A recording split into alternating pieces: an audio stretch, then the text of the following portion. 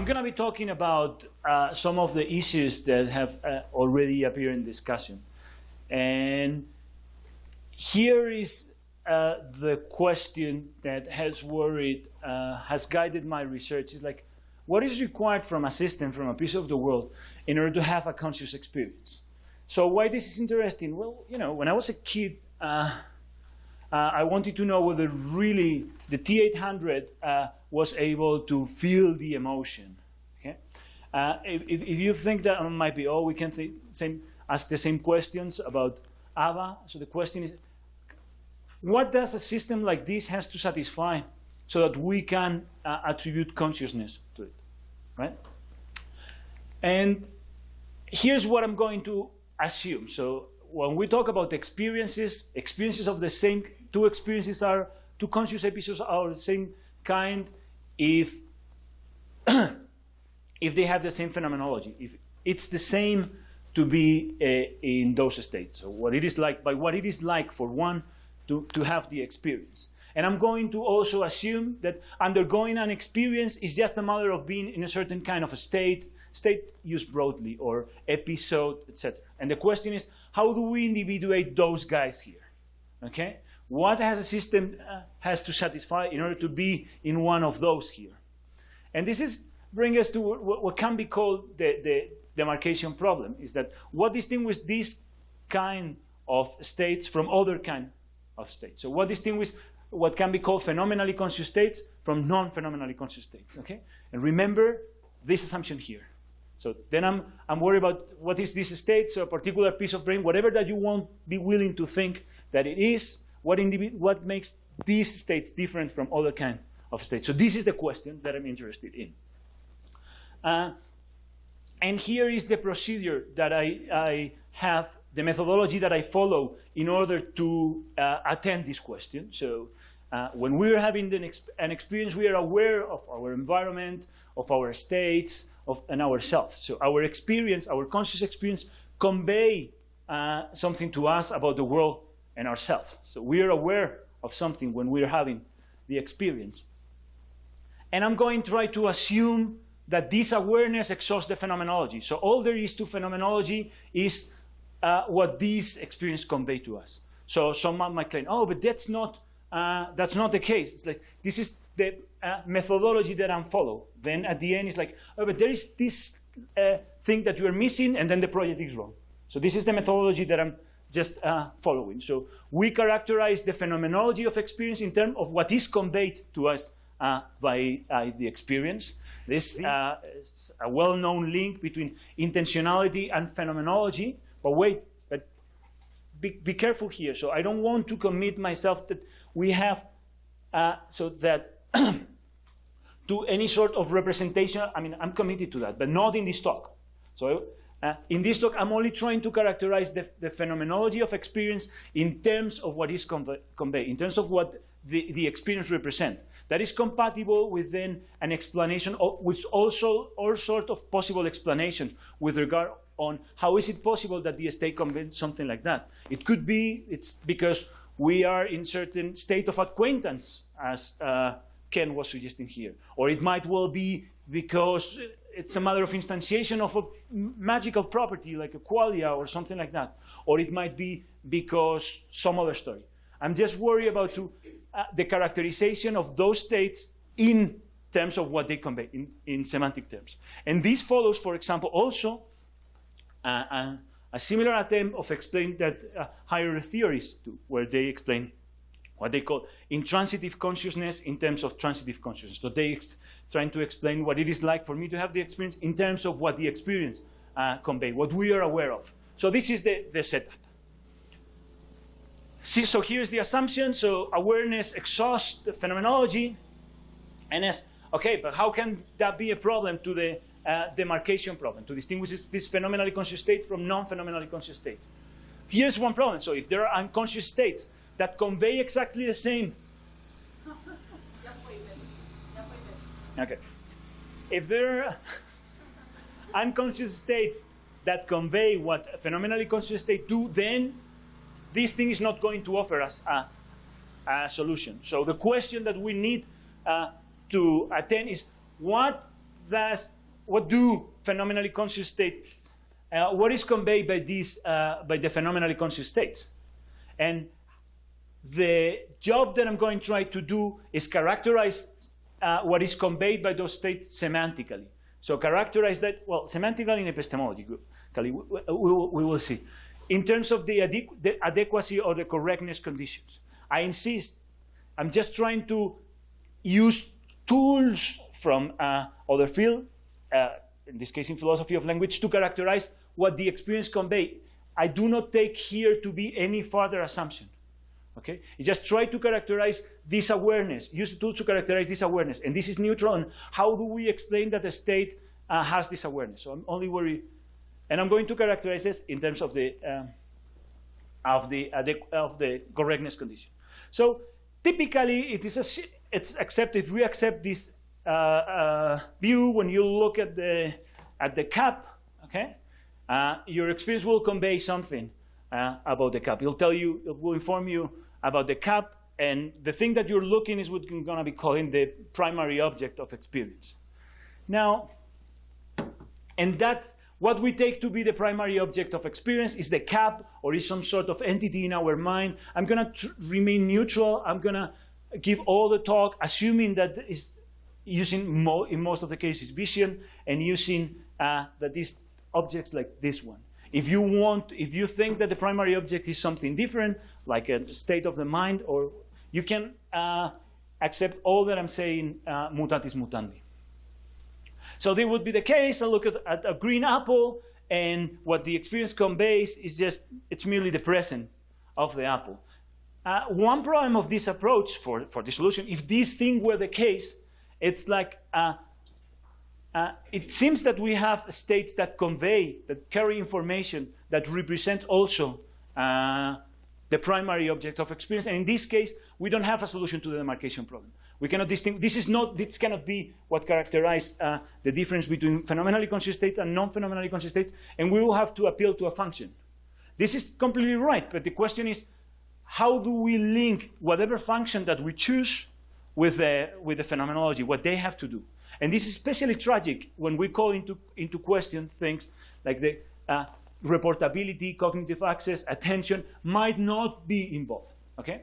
So the way in which I want to approach this question follows the long-standing tradition that we have been discussing in this talk. So it's the idea that something over and above the primary object of experience is conveyed. This is an idea that we can trace back at least to Aristotle, and making famous again, or at least to my knowledge, by some people quoting Brentano. So here is one of these famous quotes by Brentano. We have already seen that, and my computer decided you don't have to read it, where Brentano calls the attention that every conscious state has itself as a secondary object. Well, we should call this secondary reference an object or not. It's something that we will come to discuss. And here's another quote also by Brentano, where he calls attention that this is a subject of experience, what is conveyed beyond this primary object. So I want to enter into this discussion by considering these two possibilities. And so I'm going to consider three different possibilities as candidates of what the experience conveys, and argue. So the first possibility is that the experience conveys the presence, conveys its presence. So the experience concerns itself. So here would be the idea that have been defended. We saw yesterday Ken Wilford, also by Uriah Kriegel, that whenever we have an experience, we are not only aware of the primary object, but also of the experience itself. Okay? Possibility number two is that the experience conveys its own presence, but also it also conveys something about myself. It's like this reading of the transitivity principle that Josh was presenting yesterday, and where when I'm having an experience, I am aware of myself as having the experience. So in this case, the experience conveys both. Something about concerns both the experience and the subject herself. And this is the option that I want to defend, where the experience concerns the subject of experience, but not the experience itself. So this is the setup that I want to discuss, if my computer allows me. Yeah. So note a couple of things. So all these three options collapse if the subject is identical to the experience. This is something that has been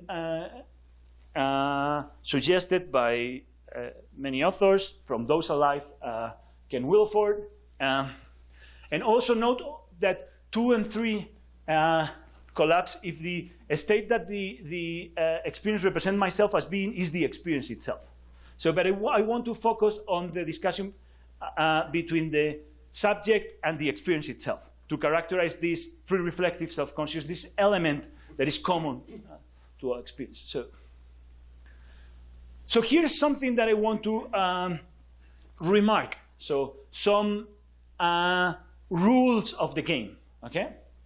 So this subjective character, characterized by this additional element that is also represented in the experience, is something constitutive of all my conscious experience. So why? Because we intend that to be, at first pass, a solution to the demarcation problem. So this is something that all the experiences have in common. We also want this to be something which is phenomenologically manifest, but that's something revealed by the experience, something that it's part of the awareness that we have when we have the experience. Otherwise, it's unclear how could we motivate that this is an element there. I could go. So there has to be something commonly conveyed by all my experiences. Please. Okay. No. Well, if it gets. So here is another thing. So we think that different subjects, so Angeles and I, might have experience of the same phenomenological kind when looking maybe at the same object, maybe to other object. I'm going to change the computer next time. If this is the case, so there has to be something commonly conveyed by all the experience. So not only within my experience, but also to all our experience. Okay? So this is something that we want to. So there's something that our theory has to satisfy. First, it has to explain how can there be something commonly conveyed by all experience. Okay? It has to explain also the elusiveness. So some people deny or try to resist that there is such an element. So something, and I'll go into the details with regard to that. I think that you're enjoying this flashing because it brings the attention back to me. But also, it has to explain the difference in the way in which the experience concerns the primary object, so the cap on the one hand, and this other stuff, right? So either the experience or the subject. So those are like the rules. And this is problematic. So think of the sort of theories that think that the experience represents itself.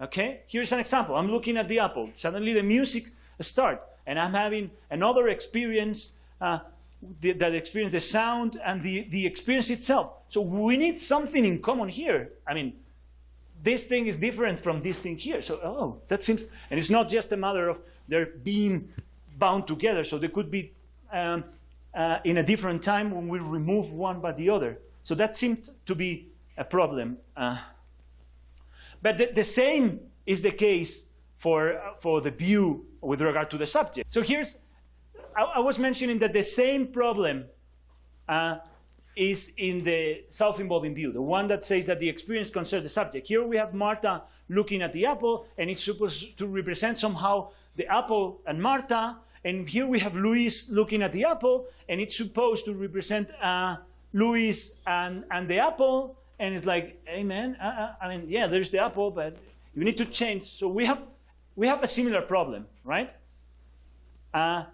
And in order to solve this problem, so we can solve this problem if we understand indexicality, okay? So here's an example. Rather than putting in the mind like these pictures, I'm going to use now sentences. I'm using sentences because I'm not sure how to make a good picture about that. It's not that I am assuming that there has to be anything with language format or the deployment of concept or anything like that, okay? So here's Luis looking at the computer and the apple, and in having this experience, she comes to a state that conveys that there is, so setting the experience and the subject aside, something like there is an apple to the left of the computer from here, right? So the correctness conditions of this state concern not only the apple and the computer, but how they're located relative to a certain position. Imagine that he's in Mexico. Oh, come on, this is a beautiful slide. Okay. It's in Mexico, and imagine that Luis moves to an exact identical setup, but now in Houston, okay? He will have experience of exactly the same kind. He will have experiences of exactly the same kind, right? So we're here. We had our friend Luis looking at the apple and the computer, and I took it to be uncontroversial that what his experience convey is something that we will express with the following, something along the lines of these sentences. There is an apple to the left of the computer from here. And these sort of, the correctness conditions of this state depends on a certain location. But it's not a matter of tracking a location. And in order to illustrate that, I was considering the second case, in where he's in an identical visual setup, but rather than being in Mexico City, in Houston. So he would be in a state which is phenomenologically identical, and his experience will convey exactly the same. And we need to characterize what is common in those situations. And there are plenty of semantical tools to do this. I am going to use one. But I think that you can pick your favorite, Kaplanian semantic, Perry semantics. I'm going to go with Luis' semantics. So what Luis says of those cases is like in these cases of indexicality, the content of the correctness conditions are a function that depend not only on how the environment is, namely not only on the world, but also, in this particular case of the Hink representations, or representation which is correct or incorrect relative to a location, also a location. So in this case, we have here in this situation and this situation, they're both in the very same state that conveys alike and who determine exactly the very same function. When we introduce Mexico City, we get that it's adequate under this situation, and when we get Houston, it's also adequate. So the correctness condition of this sort of indexical state concern a certain location, and we have to notice that there is a difference between a representation that say that there is an apple to the left of my computer from here, there is an apple to the left of the computer from such and such location in Mexico City. So there is a difference between the way, in this semantic, there is a difference in the way in which the apple and the location are represented. And I don't take here to be anything weird, so we're all familiar with this sort of representation, so our vision is perspectival in this sense.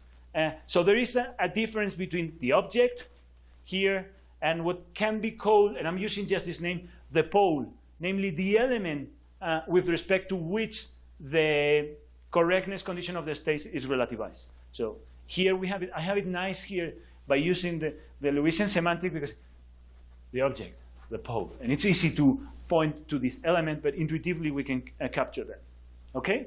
So we need to make, because in this example, so here's another example, imagine that now Luis is looking from the opposite side. If he were to be in a state that represents that there is an apple to the left of the computer from here, I would be wrong, because in this case the apple is to the right. So I'm going to make use of these tools to solve those problems that we have seen. And so I'm going to try to characterize a position according to which the correctness conditions of the state concern the subject of experience. And then I will discuss why we don't need to appeal to the mental state itself. So here is starting point. So the experience concerns the subject. What the experience conveys is that I am in such and such a state. So my experience do not merely inform me on the way the world is, but also on the relation that I bear to this world. If we think that the object is a cup, what my experience says is that I am in certain relation, a visual relation in this case to the cup. I might or might not be in this state, but the idea is that the experience do not merely concern the world, but also myself. And how should we understand this element? Well, indexically, exactly like the here. So my experience does not convey that an entity of a certain kind, a subject, is related to the apple. In the very same sense that when we have having this, I'm going to call it the Hink representation. So those that are correct or incorrect depending on a location do not depend on tracking a special sort of location that moves, or same like with the now. So my experience wouldn't be adequate if another individual of this kind, another subject, were related to the apple. It has to be the very same thing that is doing the representation. And my experience does not convey that Miguel is related to the apple. If that were the case, I mean, you wouldn't be able to have experience of the same kind as the one I do. So we need to understand these sort of representation. In order to understand this representation, so here is an example. It's not animated, but where we have to understand these pictures here in terms of sentences to make a distinction between this thing and this thing here. So what Marta's experience convey is not that Marta is seeing a red apple, but rather that I am something that I am seeing the red apple, or that she herself, if you like a Castañeda expression, is seeing the red apple. Likewise, the red, I don't know, green, red, whatever. I mean, as you see, the object is not that important. Yeah. So their experience will convey that I am seeing the red apple, and in this sense, the both experiences convey alike, and we can satisfy the desiderata that we were after. So in order to characterize this representation, what I'm going to try to do, there are several things that I have to do. You have to say, okay, but how is this sort of representation characterize what conveys? So I have give you a semantic model, use a different one, but the important thing is that we are able to distinguish what can be called third-person representations or non-indexical representation for indexical representations, right? But there is a further feature, an epistemological feature, that is the immunity to error through misidentification of the first-person pronoun.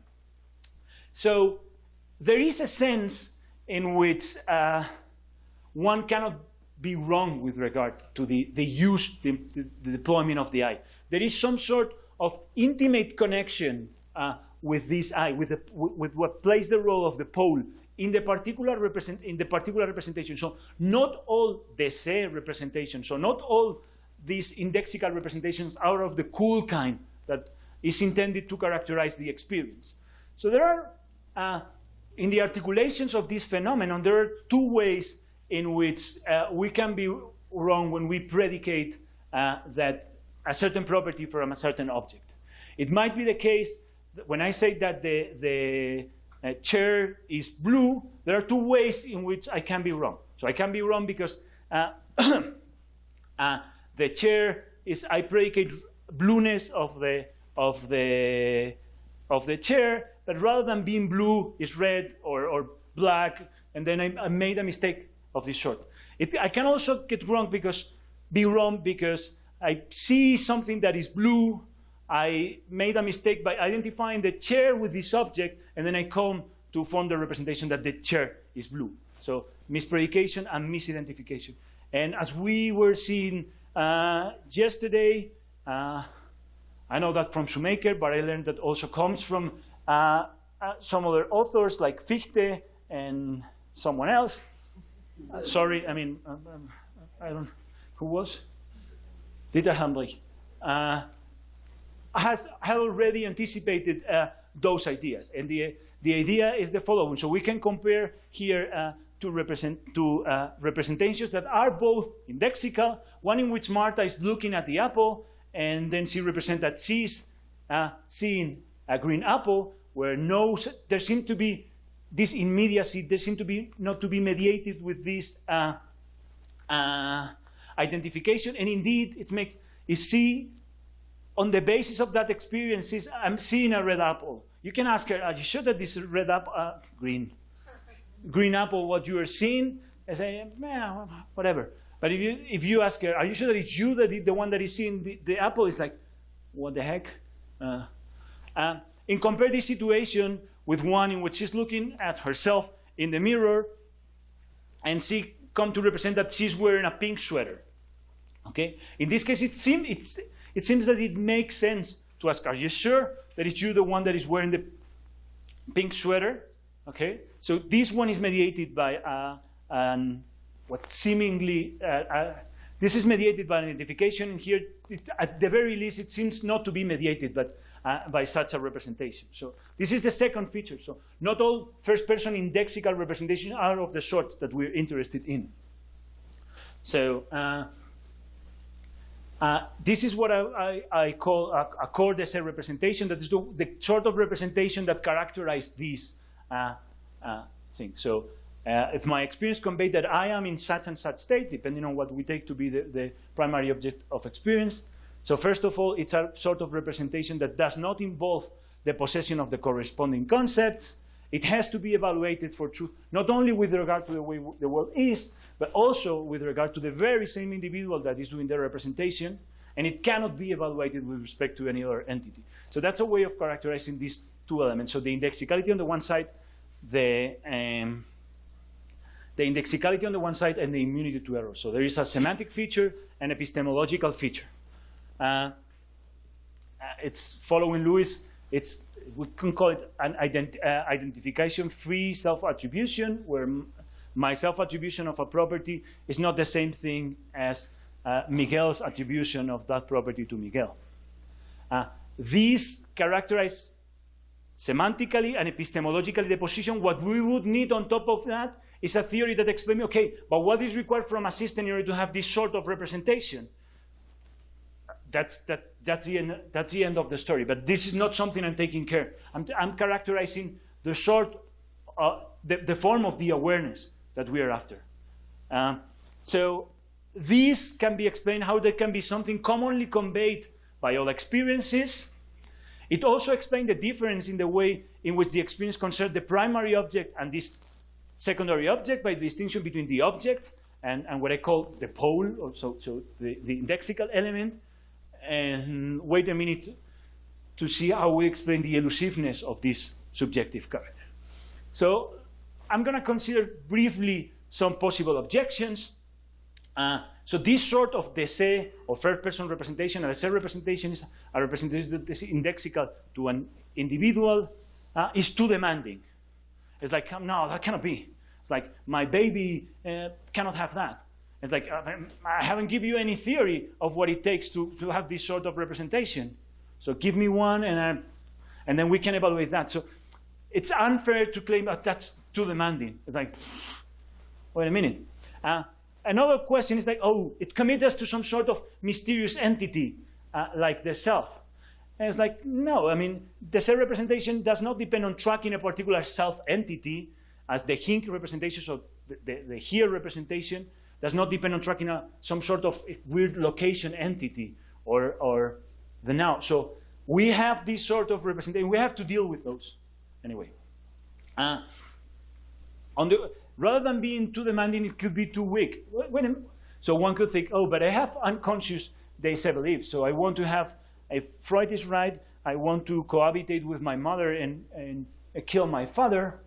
And that seems to be a problem, because we want this sort of representation only. And it's like, this is a conceptual d'essai representation. And in the case when I consciously believe that I am a philosopher, what happens is that I am in a state that non-conceptually represent that I myself stand in certain belief relation to, again, to a centered proposition. So we have to be careful, because just by saying that there are conceptual d'essai representation, that does not straightforwardly falsify the view. So egocentric representations are also postulated in the visual system at the unconscious level. But those representations are not relative to the subject, but rather relative to a location. They are the Hink and not d'essai. So their correctness conditions concern a particular location, so namely something here or whatever. So those representations are the hink and not the se. And I can say something about episodic memory, but I'm going to move. And here's something that I'm interested in. So there is a phenomenon of phenomenological inappreciation. So one could say, look, my experience does not convey anything about myself. And here is famously Hume. He says, look, when I enter most intimately into what I call myself, blah, blah, blah, blah, blah, blah, I cannot find myself. And most of us will agree, right? So it's like, I mean, where am I? I mean, I cannot look at that. And it's like, yeah, that's fine. So, so the objection would be, therefore, my experience does not convey anything about myself. No, that doesn't work like that. So my visual experience is uncontroversially the hink. Namely, it depends, is correct or incorrect relative to a location. We would express like that the world is such and such from here, okay? That the apple is in such and such position from here. And now I would like to ask you to please introspect the here-ness of your experience.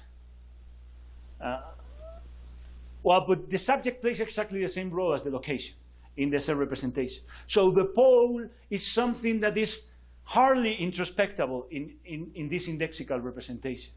So the mistake that Hume is making is looking for something that is like represented as the primary object is represented. And that's a misunderstanding of this sort of indexical representation. So I guess that nobody would deny that visual experience is the hink in this sense. And nonetheless, when we try to introspect, we have this problem. So far so good with regard to the motivation that this pre-reflective self-conscious, this subjective character, conveys something about the subject. But what about the experience itself? Yeah, something here always puzzling. When the subjective character is presented as subjective, always by appeal to first-person words like meanness, mindness. There's always an appeal to something first-personal, and then there is a jump to a relation to the state itself.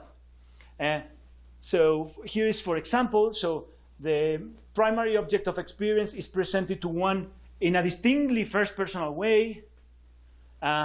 So the here's Sahabi and Uriah presenting this for meanness, this subjective aspect of experience, and he appealed to a distinctive first-personal way. Here is also Uriah, who in his 2009 book, he agrees that our experience is the se, so it concerns something about ourselves. But then he denies that this element is constitutive of experience. So I think that this move is not something that we can allow. So we have to do research on the basis of the sort of experiences that we have.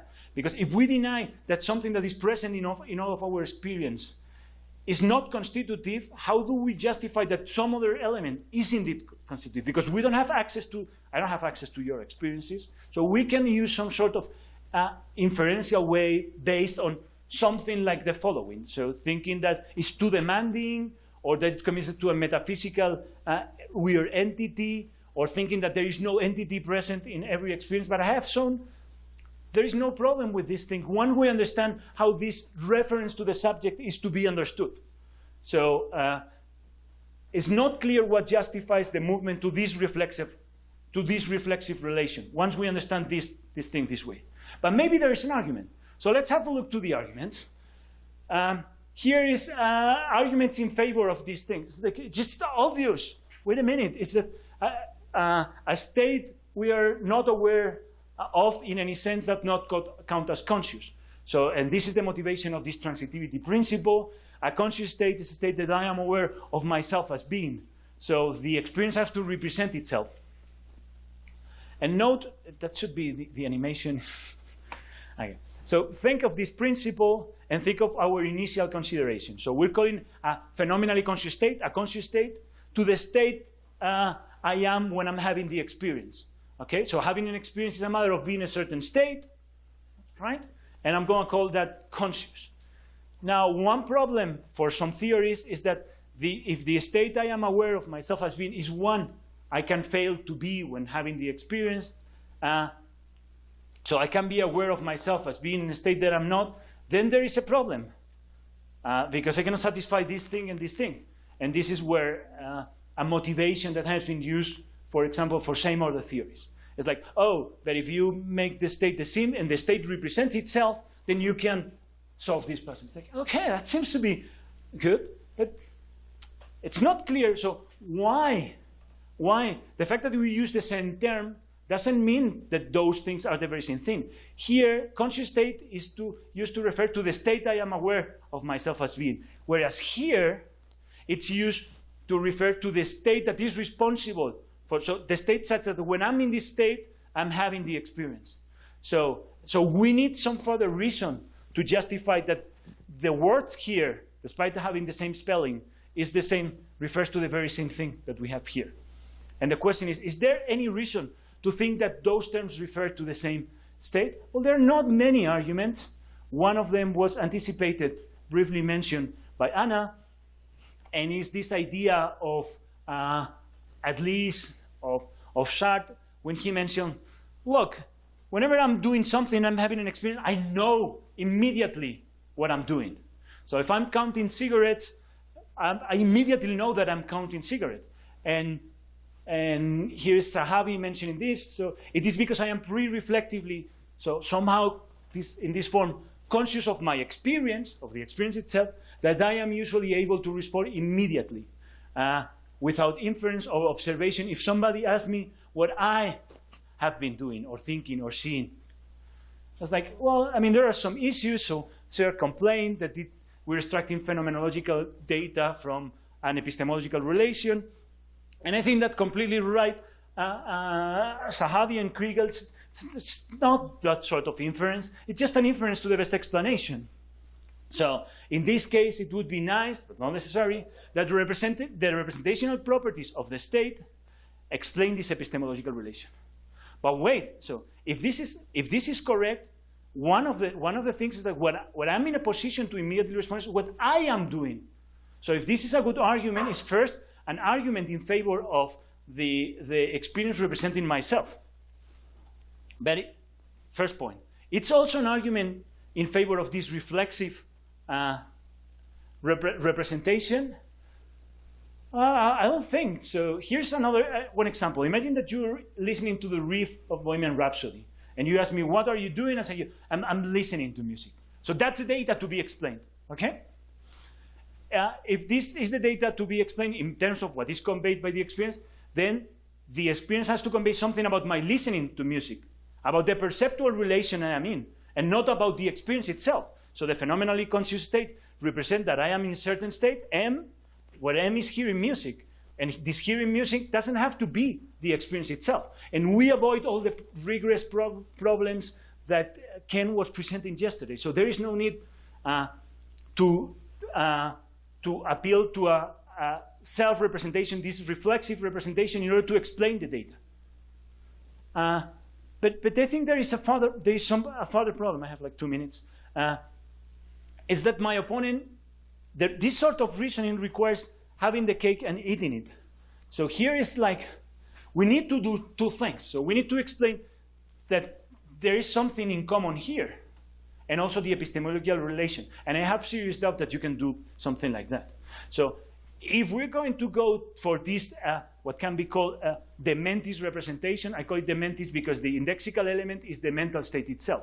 We need that in order to provide the characterization of this thing. So we would use this indexical expression, this state that would be the analogous of the I or the here, that in the case of the mentis relation. So we cannot characterize the content in terms of there is seen of a red apple, because if there is seen here, there is no seen here. Okay? So we need something like something like this state is occurring, or this state relates to green apples. But in this case, if the representation is indexical, this cannot explain our epistemological position, because indexical representations do not reveal the nature of the pole. That is what is required in the case, in cases like the one offered by Sartre. So coming to a conclusion in 1 minute. So I have attempt to argue that if subjective character is to contribute to a solution to the demarcation problem, namely something that all conscious experiences have, and we want to make room for different individuals having an experience of the same kind, then the sort of awareness has to be this first-person perspectival, characterized by the indexicality and this immunity to error. I have tried to argue that there's no good reason to think that the experience concerned itself. This way we can explain how there can be something commonly conveyed by all experience, account for the elusiveness of the subjective character, and explain the difference in the way in which the experience concerned the primary object and this secondary object, which is not really an object, as discussed for reasons that Anna presented to us. In this form of core-desert representation, which I have characterized semantically and epistemologically. What it would be required on top of that is a metasemantic theory. So a theory that explains what is required from a system in order to be in one of those states. We can appeal, and here comes my representationalist card, not assumed before, in spite of the fact that I was presenting that by appealing to representations. So we have metasemantic theories of third-person representations that exploit things like biological function and informational relations, but this is insufficient for these first-person or indexical representations. So we need a theory that does not depend on consciousness, as those offered by people like Recanati and Peacock, and we cannot appeal to Millikan because Millikan gives up indexicality, as I was discussing. So we need a metasemantic theory of the set representation that does not depend on consciousness. Work for another day, that's all. And sorry for the problems with the presentation. Thank you. Doctor, it was really interesting. Well, we are going to make a few comments on the talk. Well, as we have just seen, the main goal of the author was to characterize the subjective character of conscious experiences. And here we have broadly the argumentative structure of the paper or of the talk that he just gave us. Well, here we have the main 4 claims that he does in order to achieve his goal. So the first one is to undergo a conscious experience is to be in a particular state. That is what he assumes. The second one is that the states which we are conscious of within the experience are phenomenally conscious states.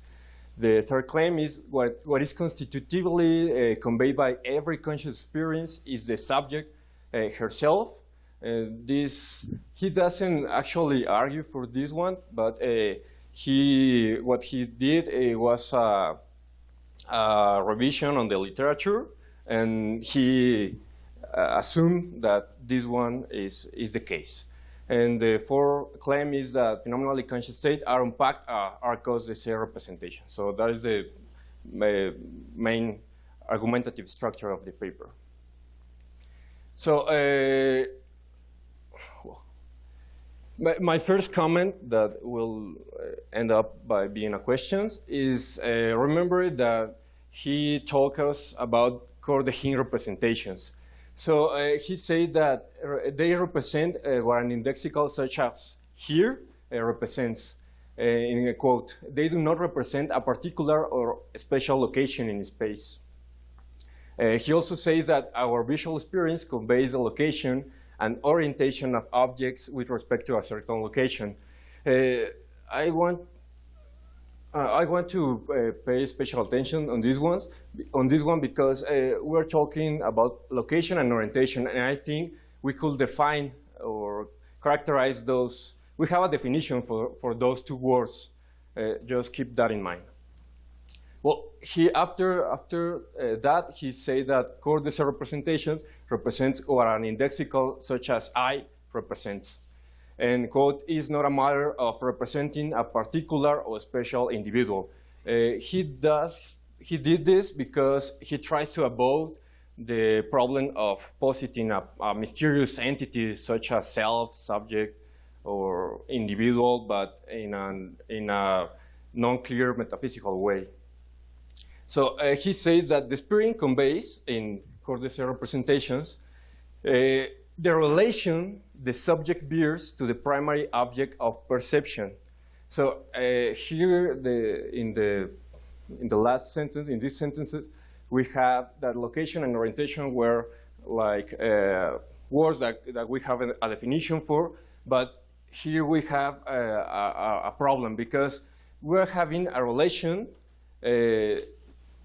between the primary object of perception, the red or the green apple, and the subject.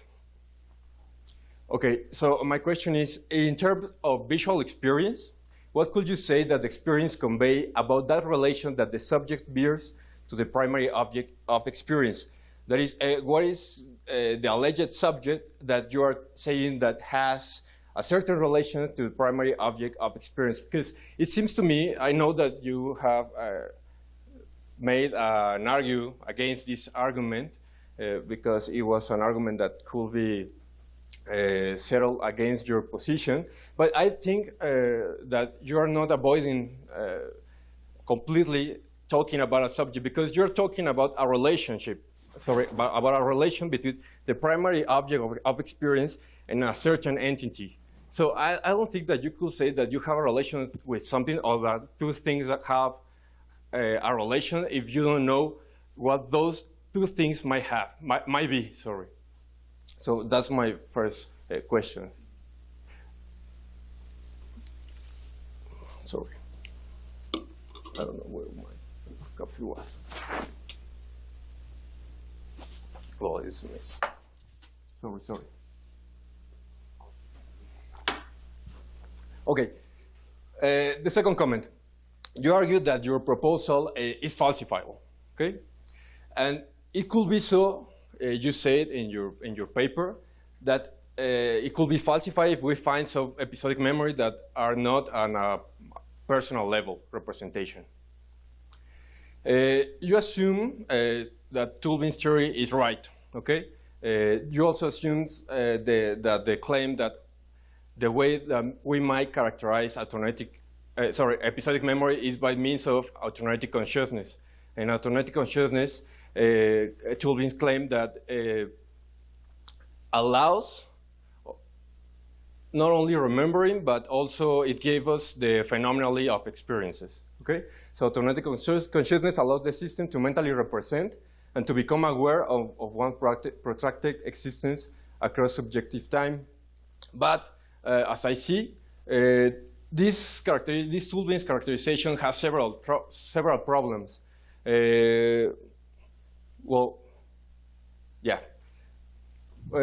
Two problems of this characterization, as I see it.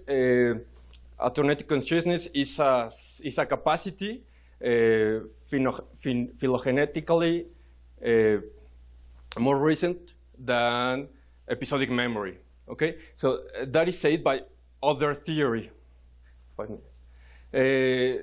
For example, Conway says that. Crystal also says that you don't need to have automatic consciousness in order to have episodic memory representations. And that is why she argued that we could claim that animals, non-human animals, have something like episodic memory. So my question is, why aren't you attending to the other existing theories, and probably more plausible ones, of episodic memory, such as Conway or Crystal's? Yeah, thank you. All right. So for my comments, keep in mind that Miguel's long-term project. Keep in mind that Miguel's long-term project is to naturalize consciousness. So he has told me. And so is mine, at least for the self. And that's where my concerns come from. All right, so you want to explain the subjective character of experience in terms of courtesy representations. So we're trying to explain one thing in terms of the other, right? But it seems to me that they are sometimes used interchangeably, which is a problem. If they are interchangeable, then we cannot explain one in terms of the other. We're not really explaining anything. We're just, at best, clarifying, which is cool, I know, but I don't think that's what he wants. That's not what I want anyway. And if they are not interchangeable, then their relationship is not firmly established, at least as far as I could see. I think that to say that the representation exhausts phenomenology is not the same thing as explaining the origin of said phenomenology. We're still not, we don't know where it comes from. So it seems that, I know these aren't exactly the terms that he's using, but it seems like we're just sort of passing the ball around, because it would seem like phenomenology comes from the phenomenal character or what the representation has, right? So the representation has phenomenology, but we were trying to explain that in terms of subjective character, but we are explaining subjective character in terms of representation, so we're just sort of tossing the ball around. That's the first worry. And the second one is, I had already raised this question a few months ago, but I'm going to press it, even if I incur in the wrath of my advisor. All right, so I think that there are two ways in which we can understand his argument, and both have problems, so I would like to know which one of them is it. One is inductive. So you seem to enumerate examples, or at least in the literature, we enumerate examples, like you are in front of a couch, and then you enumerate examples of experiences with phenomenology and the self-representation. So you say, each time you have an experience, you have self-awareness. You give a case in which it will be falsifiable. And if it was inductive, we could just look for an instance of an experience with phenomenology, but without subjective character or without the self-representations. And then your induction would be your conclusion that every experience with phenomenology has the self-representations would be falsified, and we could just pack things up and go for some mescales. But that doesn't seem to be the case. There's another way to understand it, which I'm going to call transcendental, but just keep in mind I'm not making any very strong claims that it's Kantian or anything like that. Just it's the form of the argument that I'm interested in. Why do I think it could be this way? Because constitutive of, to say that something is constitutive of, is not very different to say that something is the condition of possibility for something else. So it would seem like we're saying we have experiences with phenomenology. What are the conditions of possibility to have that? Where the self-representations. Another reason to think that this is the type of argument that we have is that the method of phenomenological contrast is not available, so we don't have a way to contrast them because they're constitutive of every experience. A possible contrast is beliefs versus experiences. So the way that I understood it a few years ago was that there is not something it is like for me to believe that I was born in July. You may not agree with this, but this is an example of a contrast. But there is something it is like for me to be in July, so I get all nostalgic and everything, right? But the problem is that we're trying to find what is common to all experiences. So there is no experiences that we can contrast that, so we can know whether there is something there in the experience. You can say, well, I'm contrasting them with unconscious thoughts, but that doesn't work because it would be like comparing shades of blue with the lights off. So how can we know that all of these, so if I'm trying to compare these two shades of blue, which one is darker, but I turn the lights off in the second one, there's no way to know which one is darker. So you're trying to tell me, oh, well, I'm contrasting unconscious experiences with unconscious thoughts. I don't see how that's possible. That's it. Okay. Yeah.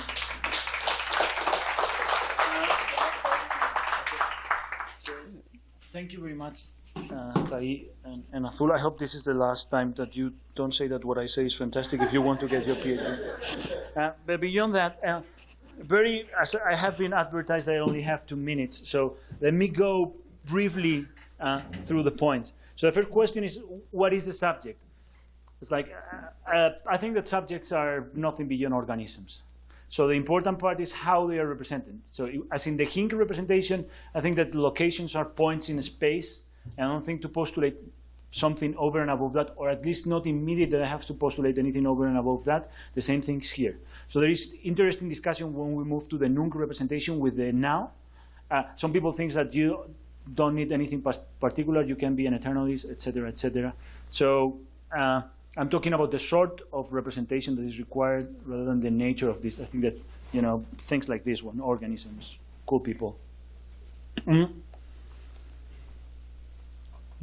With regard to the episodic memories, the reason why I think that episodic memories are interesting is because people think that episodic memories are first personal. If you don't think that episodic memories, and then I have to consider whether unconscious episodic memories with such first personal, there would be a problem. If they are not, if episodic memories are not first personal, then the view does not have any problem. So if Conway is right, I straightforwardly does not have anything to fear from episodic memories. The third point has to do with the use of them interchangeably, and that's super cool. I mean, I really like that. I really like that. Really, they're matching exactly the same. That's really good. So the attempt would be to characterize the awareness and then provide an explanation. In order to break this apparent circle would be, okay, then give me an explanation of this first-person representation, like appealing to the touch of God or whatever your favorite explanation is, and you thereby explain the other. So is this other step the one that is missing? Inductive or transcendental? Here's one thing that I cannot think of a experience that is missing this first-person component. I don't know if Ty says, "Oh, I don't know what you're talking about." It's like, man, I don't know what. So, but it might be that it's due to my lack of imagination. So I was writing a paper, do you remember, on cases, analysis of cases, empirical evidence on drugs and meditation, and discussing why they do not show what they are intending to show. So maybe there are some weird experiences, and either by experiencing those or by people telling me, I have to come to believe it. That's why I want to leave it open. So I think that is something close to transcendental, closely a priori. It's like, has to be there. So not a priori in the sense, I start from phenomenology, not from transcendental argument. I start from all my experiences. That's all I have phenomenologically. And see how far I can get. That's why I leave it open, room for falsification. It's like, give me an example, either because I find that there is an unconscious, because I haven't given any argument to think that, for example, this cortical representation, one cannot have it at an unconscious level. So I just say, find me one, and then my theory is wrong. It's like methodological. So, and we can, because I have like 2 minutes. 2 minutes, right? Okay. Yeah, we Okay. will. So, yeah, that's it.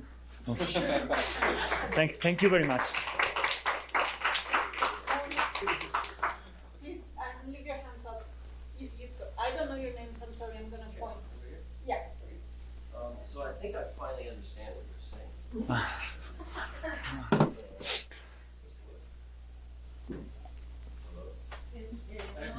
Es solo para, no, habla alto, es para el, also, I'm explaining that in English. It's just for the...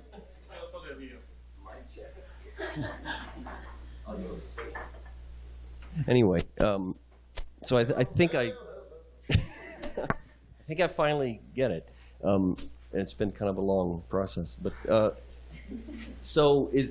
correct me if I'm wrong. So is the view that what's characteristic of conscious experience is that it involves a kind of indexical, non-descriptive reference to the subject? Yeah? Okay, so when you have an experience in the morning and you have an experience in the evening, is the reference to the same subject? So the reference in my case, what is important is not reference. Case? So the reference in my experience and yours are going to be different. I mean, one is going to be Ken, and the other what about in you? I don't know. It depends on the theory that you have of counterparts. Some metaphysical, more difficult questions, like it's the same organism. If organisms are the center, then yes, for example, they will be like the same reference. But reference is not what is important.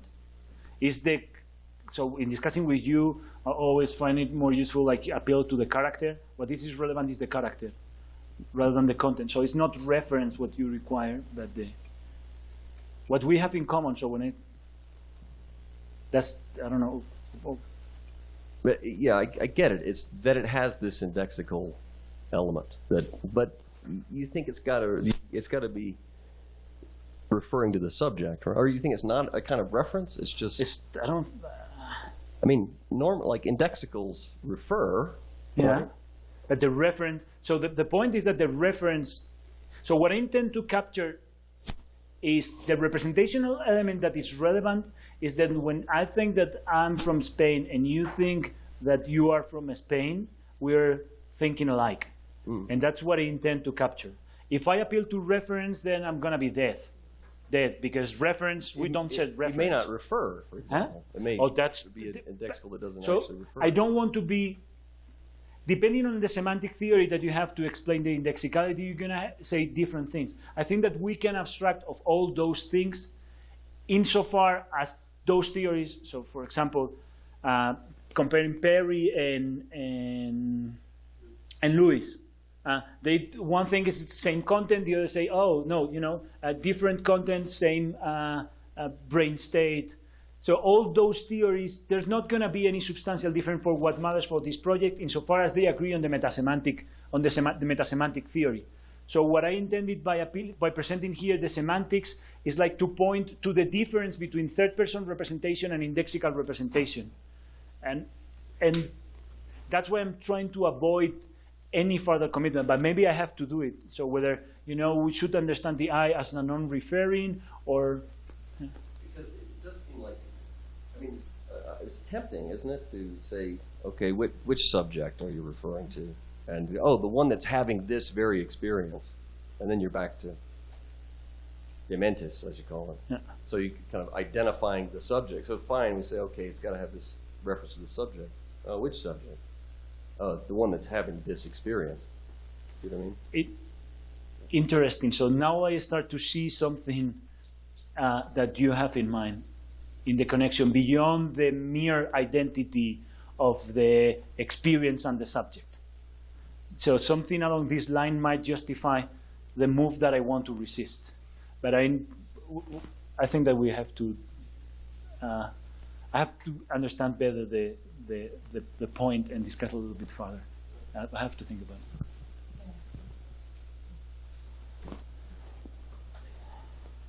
I really like the challenge to the people who think that experiences present themselves. Here's one way to try to meet the challenge. Tell me what you think. So some people think that if you and I are drinking the same mezcal, and I have very poor, very coarse-grained kind of categorization of mezcal flavors, because I've had it like 3 times in my life, and you've had it more than 3 times, is my impression. They will be improved by Sunday. And so a lot of people think, well, you'll have more fine-grained concepts or categories of mezcal flavors, and that means that your experience will change, because how the experience is presented determines what shows up in the phenomenology. Now, if you like this line of thought, you might think, if the only thing that's being presented is the self, then the only thing that will show up in the phenomenology is the self and nothing else.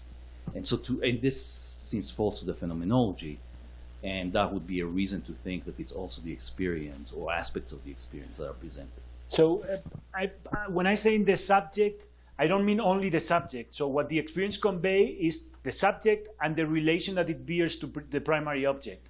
So it also represents the seeing. What I'm denying is that seeing the apple is something that is the experience itself.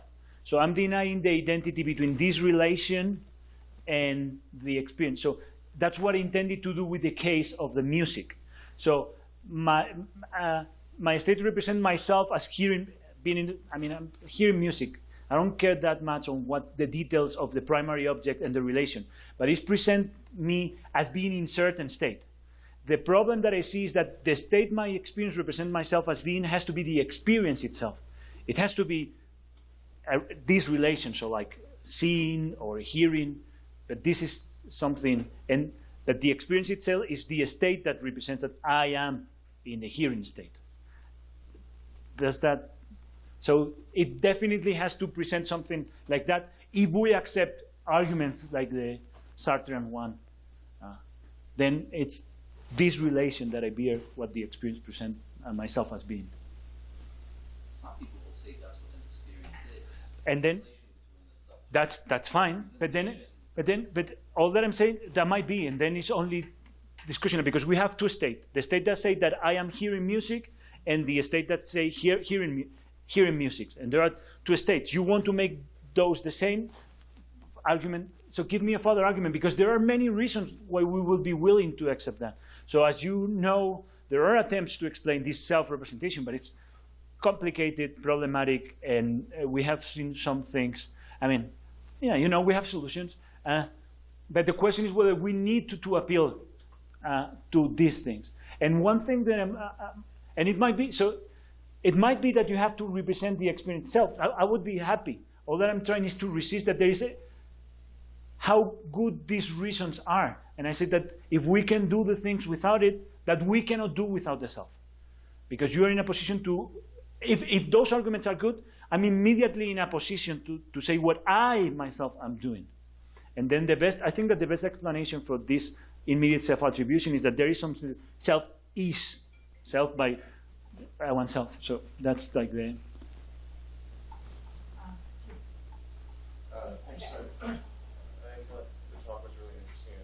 I had a couple questions so I can be put on the back of the queue. Okay. I guess one thing I wanted to ask about is I wanted to hear a bit more about why we should think that your account of first-person representation solves the demarcation problem.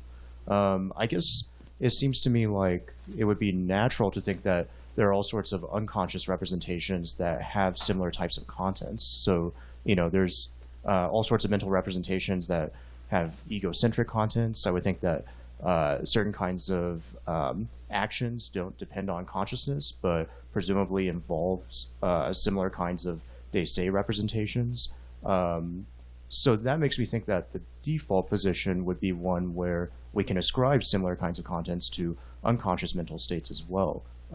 And that makes me lose grip on why we should think this solves the demarcation problem. So by solving the demarcation problem, and you didn't intend me to be saying something like that, I mean a route to explore to solve the demarcation problem. But that's what you have in mind. So one commitment, but the point that you were stressing is like, I think that there are non-conceptual de se representations that guide action, for example. And then my solution is wrong.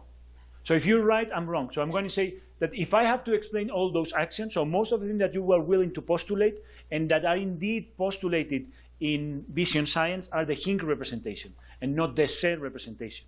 So you need to refer to a frame, to a here, and what I am talking is about an I.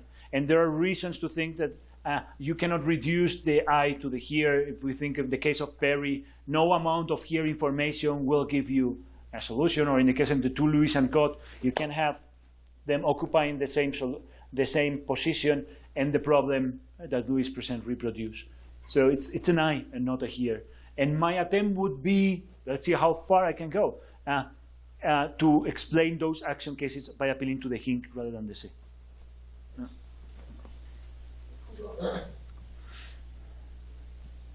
So I have a very similar question. I mean, so it seems to me, thinking with the Perry cases, that at least one way to think about the de se is in terms of action. And so if I am walking along deep in thought about higher order thought, thinking about these horrible regresses, and you know, a bug lands on my arm and I brush it off. But I'm not aware, I just do it, you know, unconsciously. It seems like that's a possibility. It looks like if I didn't know it was me with the bug on the arm, right, I wouldn't act this way. That's Yeah. the Perry. If someone has a bug, it's not enough. It's, even if it's named Josh. So it's got to be the to say to make me act. But I needn't be aware of that, it seems to me. Yeah. Now, let me say the last part to pick up Uriah. So you might think what you need to add to this say is, in the cases where it's conscious, to demarcate, you're also aware of the state you're in. So you add the state of information to differentiate the kind of say representation. So I'm happy, so to the last part, I'll just repeat. So you have to, I'm happy to have in the state, but not the state itself. So you're aware of being in certain state. So in the higher thought theory, that's something that has been endorsed, for example, by Richard in the horror. So, and I think that this is not only more adequate, but doesn't have any problem. He sees that as a problem to solve, and I say, no, that's what you should say. With regard to the first question, it's like, what I would try to describe these examples is, so if there is no feeling, there is no, so my guess is that if something first personal, there is a phenomenology that is giving rise to this behavior. So take into account that I have one tool that you don't have. So you might not have access to that information, but you have the you might have the phenomenology. And it's because you have the phenomenology, and I can link the explanation of this behavior to the phenomenology there. The first point. Second, some of the things could be linked, some of the things could be explained by the hink, but I agree that it has to be me, and it has to be the phenomenology there. So there is this further tool that allows me to place, and there is something very interesting, something that I'm interested in, is the relation between this DSE, first-person representation consciousness, and action. So I don't think that you can provide an explanation of these elements in terms of action, because you cannot understand action without a first-person perspective. So there is no, but that's what I try to do. So, so more or less to see the whole picture. Okay. Yes. Well, I think that I agree with you. But, That's super cool. I like people to agree. Yes, but the problem is that we work on different literatures. Yeah, that's the problem. And that I shouldn't be a problem, question. because we enrich each other. Yeah. So That's I have what a we're question. working on. Do you know Strawson's interpretation of paralogism? No, but I can. Well, that is very useful, I would say, because Strawson says the illusion that we are a soul comes from the fact that we have two different ways to refer to ourselves. One in first personal, and the other with empirical criteria, third personal. Yeah. So I think you are looking for this first personal that is different from the third person point of view. Yeah, exactly. But it seems that it is a reference without representation in order to avoid the regress to the infinite. You know? Wait, I don't see any problem would you like to say that here. you are looking for a way to refer without representation? Or do you, because you don't like the idea that representation, so to avoid representation? I don't want to avoid representations. Why? I like representations. That's not a good. That's not a good answer. I'm happy to go. So what else do I have? So here's one relation. So here's one. I'm characterizing it semantically. I can appeal to an acquaintance relation, but I'm having troubles understanding what is acquaintance and what is not acquaintance, and in the absence of consciousness. I can appeal to magic qualia, intrinsic, blah blah, in order to. But I don't know what the heck is that. So my way of going methodologically is going with these representations. So I need to characterize what's going on. And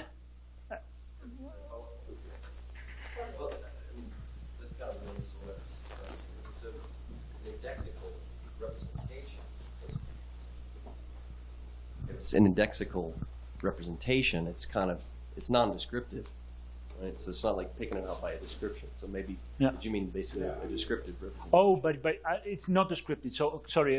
So what you have. And I would say, perhaps there is no representation, and that is the way to avoid the regress.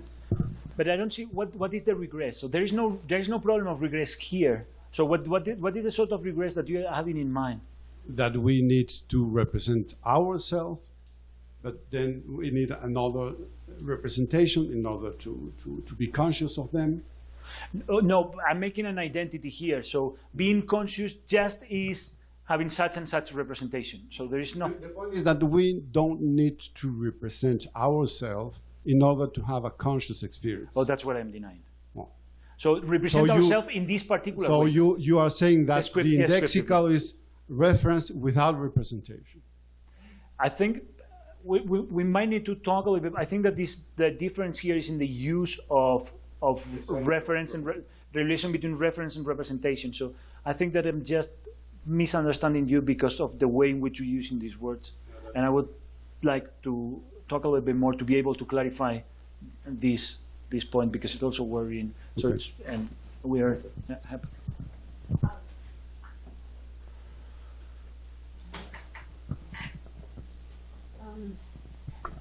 I wanted to hear a little bit more about what you mean by conveying the subject. And because, so here's my like issue. When you have here, you're using the indexical here. If you're using it to convey, if this is going to convey anything, like I'm thinking about information, it's going to convey information about where you are, but you have to sort of acquire this information perceptually, for example. So it's gonna convey something as long as you fill it in with perceptual information, say. So now, when you consider the I was thinking that it should be analogous. So So in order for it to convey something, you need to fill it up with information.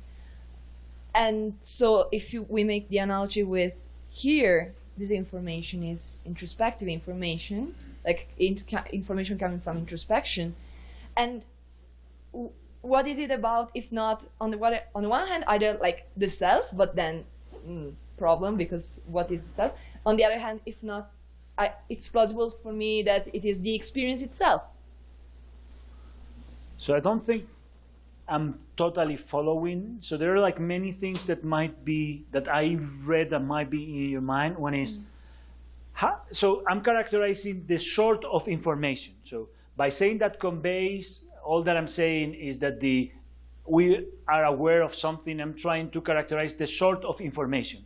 How do I characterize the sort of information that we possess just by virtue of having the experience in indexical terms, in indexical terms? So I'm characterizing what this message tells. So when I say that conveys, what I say is like, what the experience tells its subject. So it doesn't merely say how the world is, but the relation that oneself bears to that. And then one particular question that you might be willing to know is like, okay, but what it takes to have this sort of information. And that's the part that I didn't want to. So maybe it's like having the touch of God.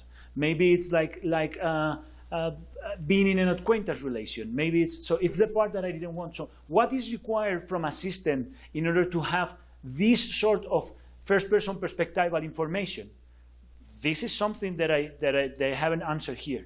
All that I'm trying is, in your terms, to characterize what is the sort of phenomenological. So how do we best characterize the phenomenological, so to say, information? Because we are assuming. I might be more resistant to use the notion of information, but I think that we here are in tune, so we're understanding each other.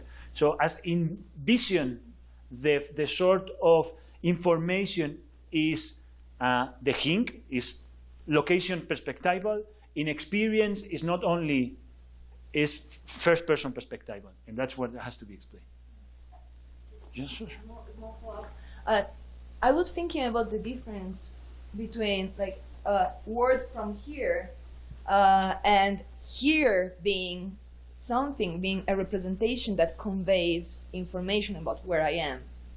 So here and I am, and my location. So my location is the se. Here is merely the hink. Mm-hmm. So I'm getting. So if I know, so if I were Perry and I know my location, I'm happy because I am the one in this location. That's already presupposed at the se component, and And whereas in terms of here, I cannot explain the changes in behavior of Perry, for example. So it's like there are like two interesting things, like now, for example. Now is the time where I am. Now, I mean, then you might be willing to reduce all the indexicals to the I. I might be happy with that, but I'm not going to argue for that. But I want to deny the opposite. So you don't get self-dese neither from the hink, neither from the nunc, and I don't see, but maybe I'm wrong, it's further discussion, you don't get dese from the mentis, from this indexical relation relative to the mental state itself. Or more need to be said, and maybe you can. Sorry, we're out of time. Thank you. Thank you very much. Understood more or less as a conjunction of these claims. Pleasant experiences have intrinsic prudential value, and nothing else has intrinsic prudential value. Maybe it would be good to add that unpleasant experiences have intrinsic prudential disvalue, and nothing else has intrinsic prudential disvalue. But that would basically be hedonism. Now, the interesting thing is, very few people are hedonists nowadays, although it's making a minor comeback.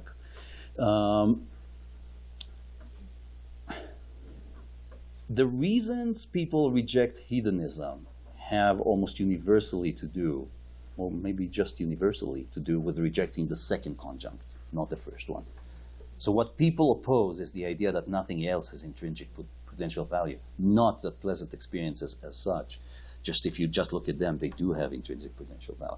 So the two big objections to hedonism are the philosophy of swine objection and the experience machine objection. The philosophy of swine is this expression from J.S. Mill, I think, who said, it's basically the idea, here's the most superficial way to put the objection. The objection is, if hedonism was right, then the goodness of a human life would be like the goodness of a swine's life. You know, you roll in the mud a lot, and the mud is nice and cool. You get a lot of pleasure. There's no mud around. I'm a little bit hungry. You get pain. And that's kind of, human life would be kind of, its value would be kind of a variant, like a complexification of this basically brutish way of being. Now again, this is, nobody denies that it's good for the pig to roll in mud, that it makes the pig's life better. It's just they claim that in addition, there's some kind of goods for a human life that go beyond that. So again, this is clearly a case of objecting to the second conjunct of the hedonistic outlook. And the experience machine is this objection from Nozick that says, if you were offered to plug into an experience machine where your life will be basically the same but a little bit better, this is actually not a good picture, because it suggests that once you go into the experience machine, you'll have these amazing you'll go into new worlds of experience. But the experience machine is really, it's going to be more or less the way your life outside the machine would be, just a little bit better. We'll add a couple of good things.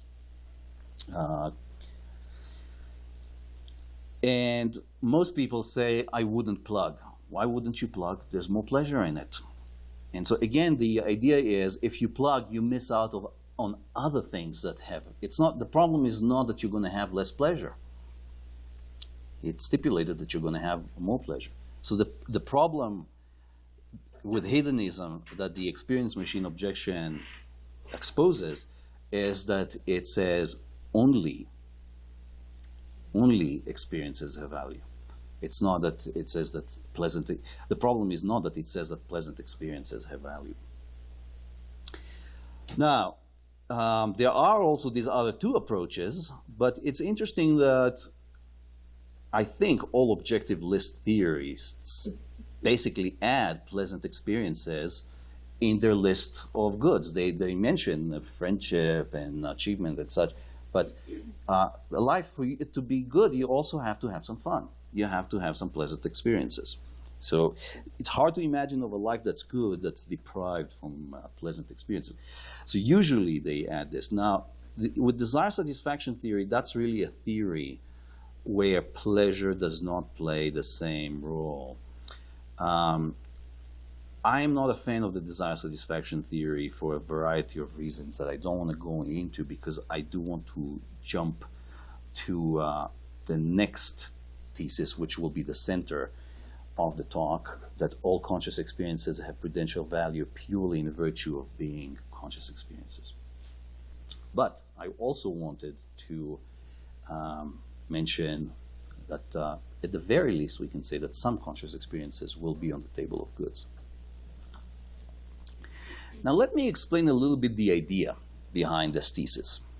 The way I think of this idea is like this. Every experience has some prima facie intrinsic prudential value purely in virtue of being an experience. Just the occurrence of the experience is a good thing, prima facie. Though its prima facie prudential value may be overridden by a prudential disvalue it has in virtue of being the specific kind of experience it is. Suppose, you're having a painful experience, you burned your hand.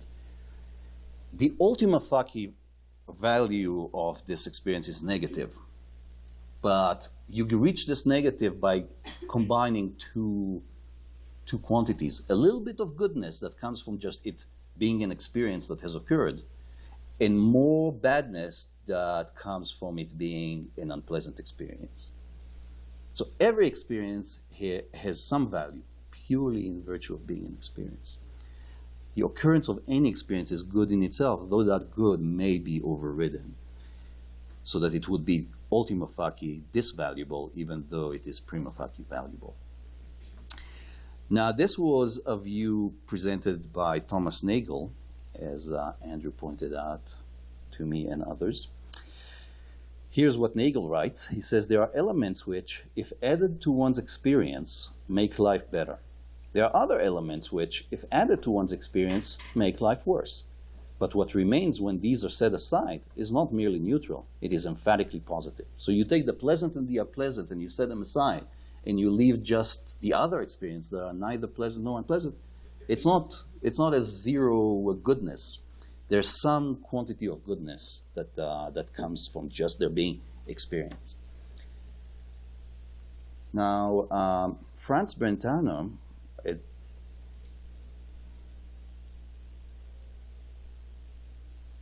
at the end of the 19th century, asserted something very similar. He said, every experience, he says presenting, but that's what presentation for him is just a word for experience. Every experiencing, considered in and of itself, is a good and recognizable as such, because an emotion with the character of fittingness can be directed at it. Everyone who had to choose between the state of unconsciousness and having of any experiences whatsoever would, without question, welcome even the poorest experience. So an interesting thing in this passage is that Brentano not only states the view, but also gives us two arguments, which I will refer to as the red argument and the green argument. Now, the red argument, I am kind of underwhelmed by both arguments, I confess.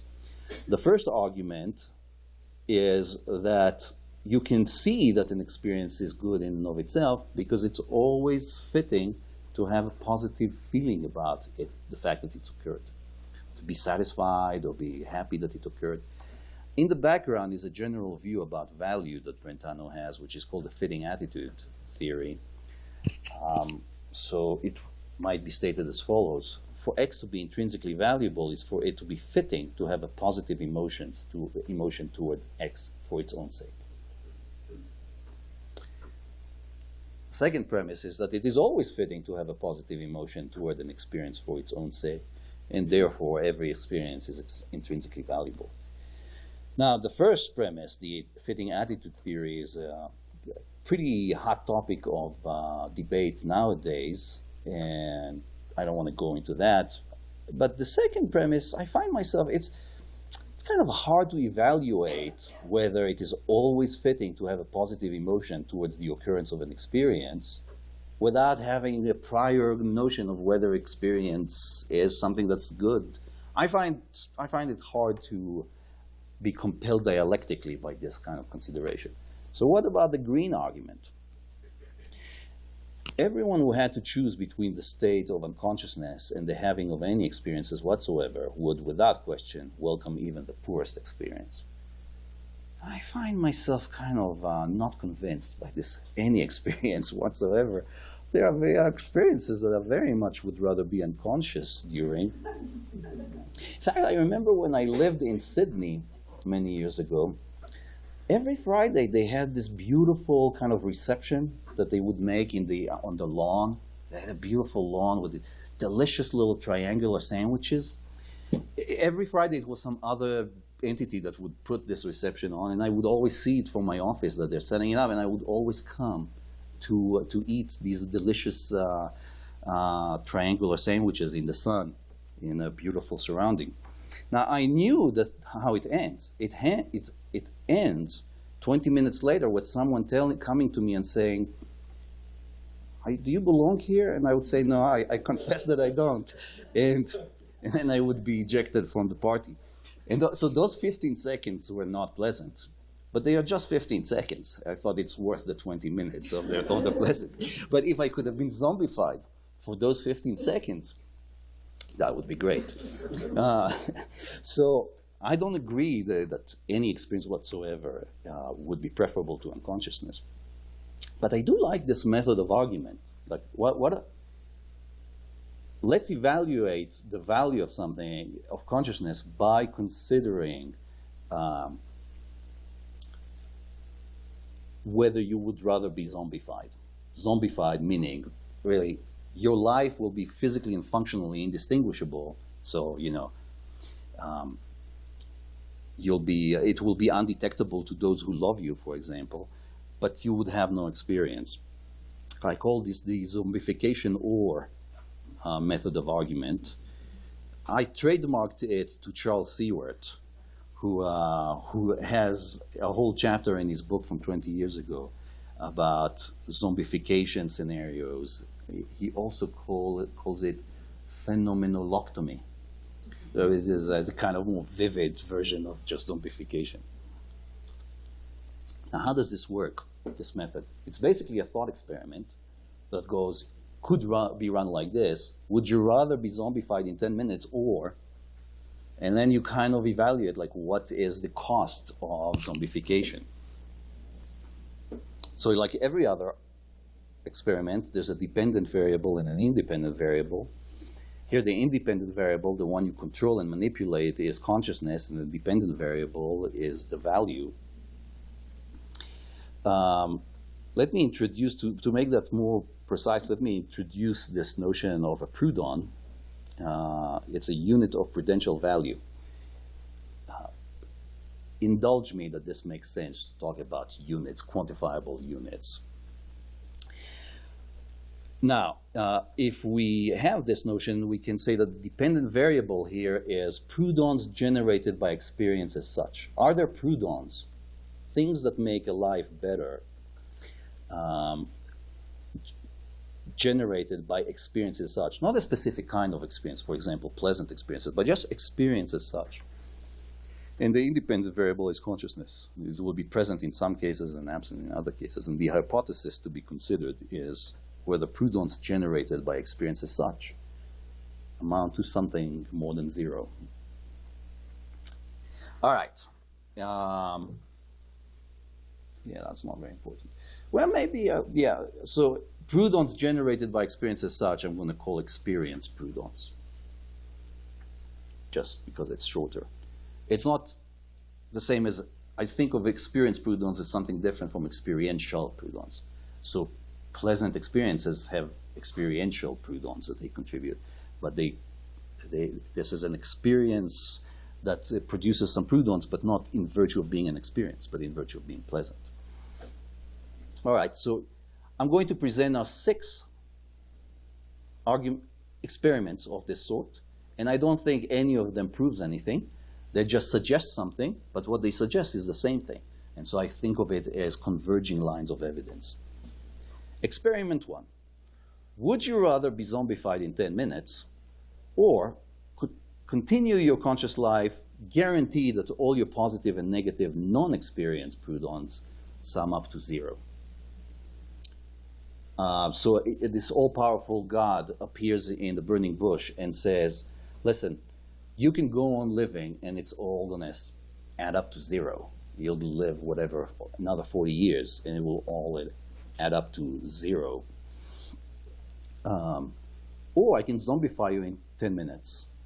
It's all going to come up 0 anyway. So I think it's still very rational to say, no, let me live the other 40 years.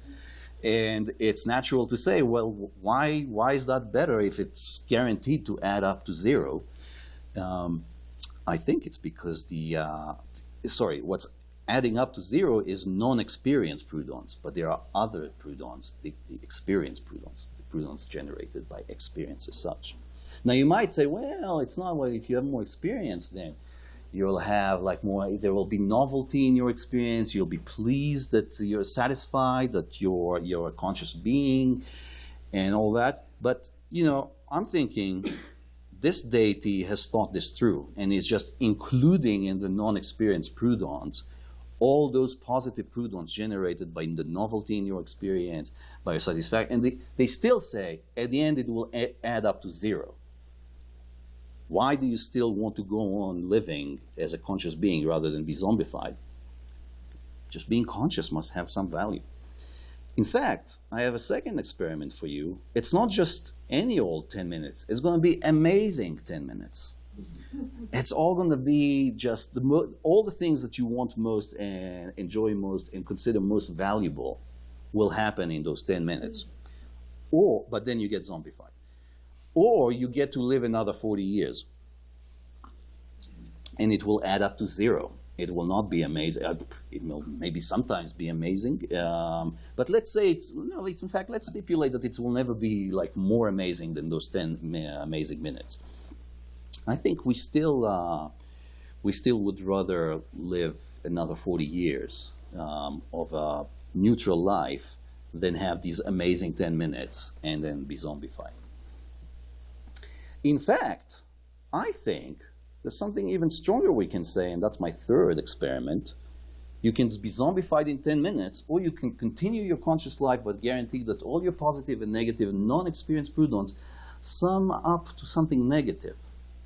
So it's below 0. It's more bad than good. Now, I add here that it's a manageable negative, by which I mean you're not physically tortured and psychologically tormented for 40 years. It's not going to be absolutely awful. It's just going to be not great. It's going to be kind of sucky. And I think I certainly would prefer to live a life with a manageable negative of non-experienced prudence. And I think what explains this is that the experienced prudence make up for the difference. That's why, and in fact, this is a nice kind of thing because you can think of like, suppose you could quantify well-being, or in this case, ill-being, with these kinds of units. You could sort of change like how negative your life will be. And there is a point where you say, well, if there's so much negative, I'd rather be zombified. Certainly there is. But when you get to that threshold, you will have caught the kind of the amount of goodness that you consider you're just being conscious and experiencing to make up. So you might be able to put a kind of a specific quantity or a specific amount of value on the experienced prudence by considering how much non-experienced prudence you might need in order to say at this point I'd rather be zombified. All right.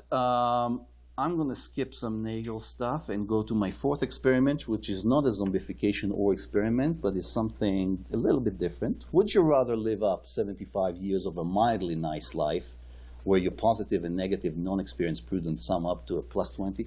Plus 20 is okay. You don't know how big these units are yet, so I'm telling you, it's okay, but it's not amazing. It's mildly nice. Or would you like to have 80 years of this? So obviously I'll take 80 years. Now, you know, because there's extra 5 years, you have to think that the average of prudence per moment that you are alive will be a little lower in the second scenario than in the first. But I still think I would take 80 years. There might be variations here where at some point you would think, maybe I'd rather the short but intense life. But in this kind, I made it mildly nice so that it's, you know, and remember, non-experienced prudence is not just pleasant pleasures and pains. It's also all the other things that are supposed to be friendship, achievement, and all that. I think most of us will take 80 years, and I think what we value there is the extra 5 years of experiences. And in fact, I think you might say, well, just having extra moments of this nice life is maybe that's what we want. We want not just prudence, but also time with prudence. You might wonder, well, wow, why does time make a difference here? Probably it's the time in which you have the opportunity to have experiences. And in fact, you can also posit that the sum will be zero in both scenarios. Still rather live 80 years than 75 years. And in fact, I claim I'd rather live 80 years with a mildly bleh life. Mildly bleh is the opposite of mildly nice. Than 75 years of mildly bleh life. In fact, when I reflect on this, is essentially my life. It's kind of, it's not great. It's not great, but I'd rather it continue for an extra 5 years. We have to posit here that it's not. You know that it's not going to get better. There's no indication that it's going to get better. So these 6 lines of evidence converge on the idea. Each one, I think, can be explained in some other ways with sufficient ingenuity. But I think they kind of sum up. There's something nice in the unified explanation. What makes the difference in all these cases is that every experience has some prima facie prudential value purely in virtue of being an experience.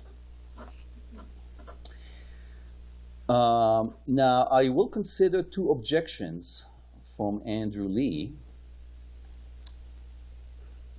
by way of strengthening the case. The positive case for the thesis is these 6 thought experiments. The negative part of the case is considering 2 objections by Andrew in his paper from Philosophical Studies last year.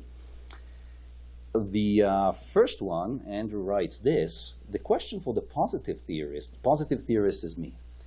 Neutral theorist is him, is the person who thinks experience as such is just neutral.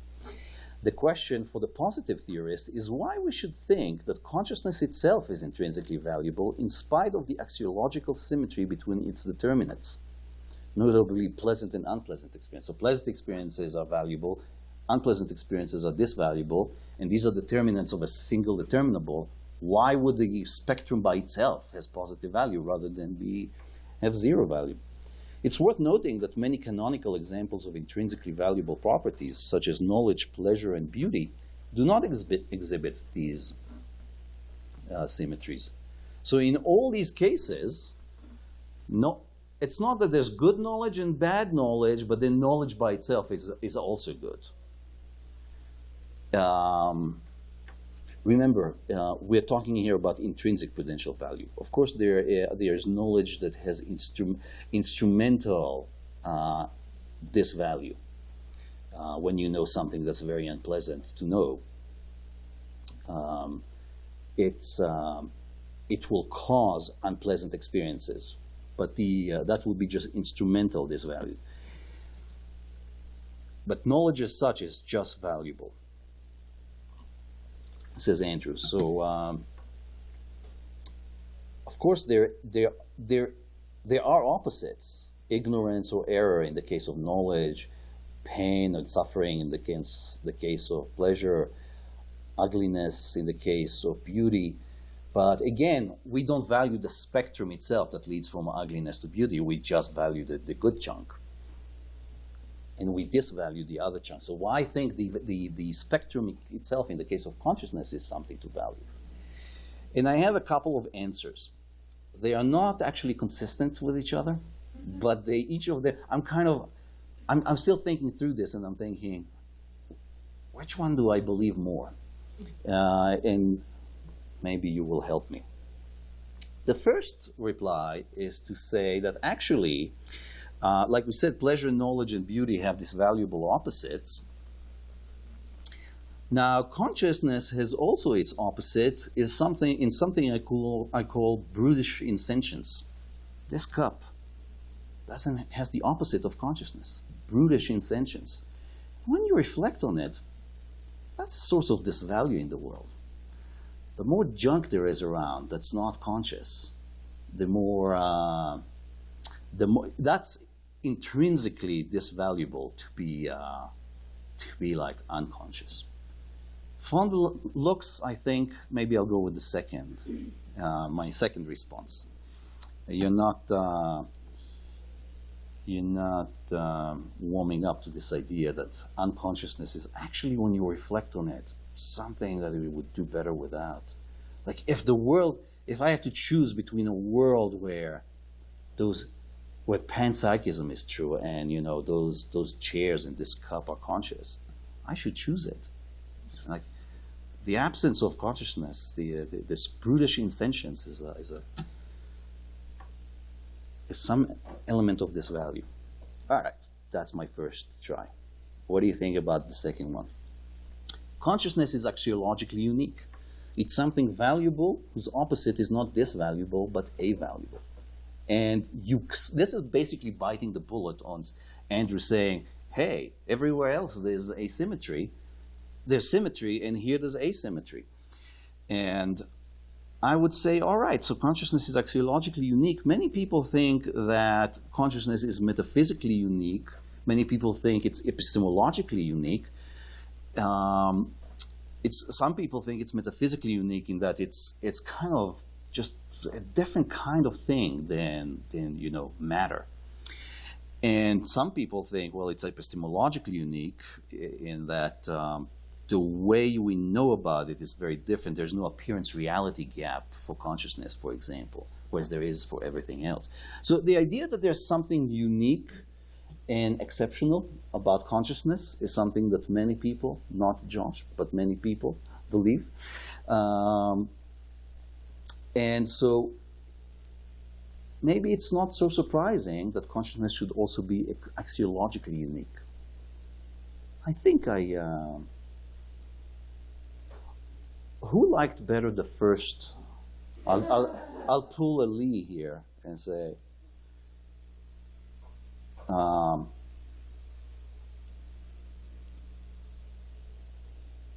wait, I'm going, yeah, sorry. Who liked better this response? Sorry, who dislikes both responses? But Andrew, you clearly dislike both. No, bracket who either likes more the first response or dislikes less the first response. Once again. You have to choose one that you like more or dislike less of the two responses. You might dislike both, but you might dislike less. You find this response is a bit better, even though it's still lame. So the question is, who prefers the first response? Who prefers the second response? And that's not helpful at all. all right, these are my two responses. But I covered like half of the room between my two inconsistent responses. Yeah, I need to do it forced choice. Anyway, I'm taking a lot of time, and I see from Miguel that I only have 10 minutes left. No, I was just... Well, yeah, actually, you should finish. Yeah, like I said, I only have 10 minutes left. And what I wanted to do with those minutes is to talk about Andrew's second objection. Andrew writes this: consider two worlds that are empty, save for a single creature inhabiting each world. In the first world, the creature has a maximally simple conscious experience that lacks any valence. It doesn't feel good and it doesn't feel bad. Perhaps, for example, the creature has an experience of slight brightness. The creature's experience is exhausted by this sparse phenomenology. In the second world, the creature is not conscious at all. Is either of these worlds better? It's certainly not obvious. I'm adding the intonation to make clear what Andrew is really arguing here.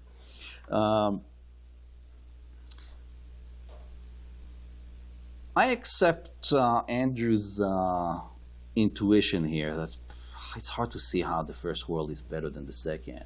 It's a little oyster that's, I think of oysters, it's warm, it's cold. It's not, they're not really feeling anything.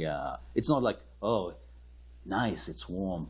Ooh, I'm disappointed, it's cold. It's just, there's a little bit of this, there's a little bit of brightness here. And it's not clear why that world is better. My response will be to try in two ways to debunk that, to explain why an intuition is not generated here in a way that will make it not so damning. These two responses will be consistent with each other, happily.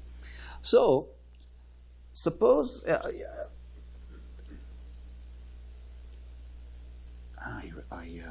yes, sorry. Andrew's creature has a life that sums up to zero non-experienced prudence, I think. There's nothing good or bad about it, it's just a little bit of brightness. And the case of living 80 years versus 75 years with a life that sums up to zero non-experienced prudence is similar in that respect. It's dissimilar in other respects, but it's similar in this respect.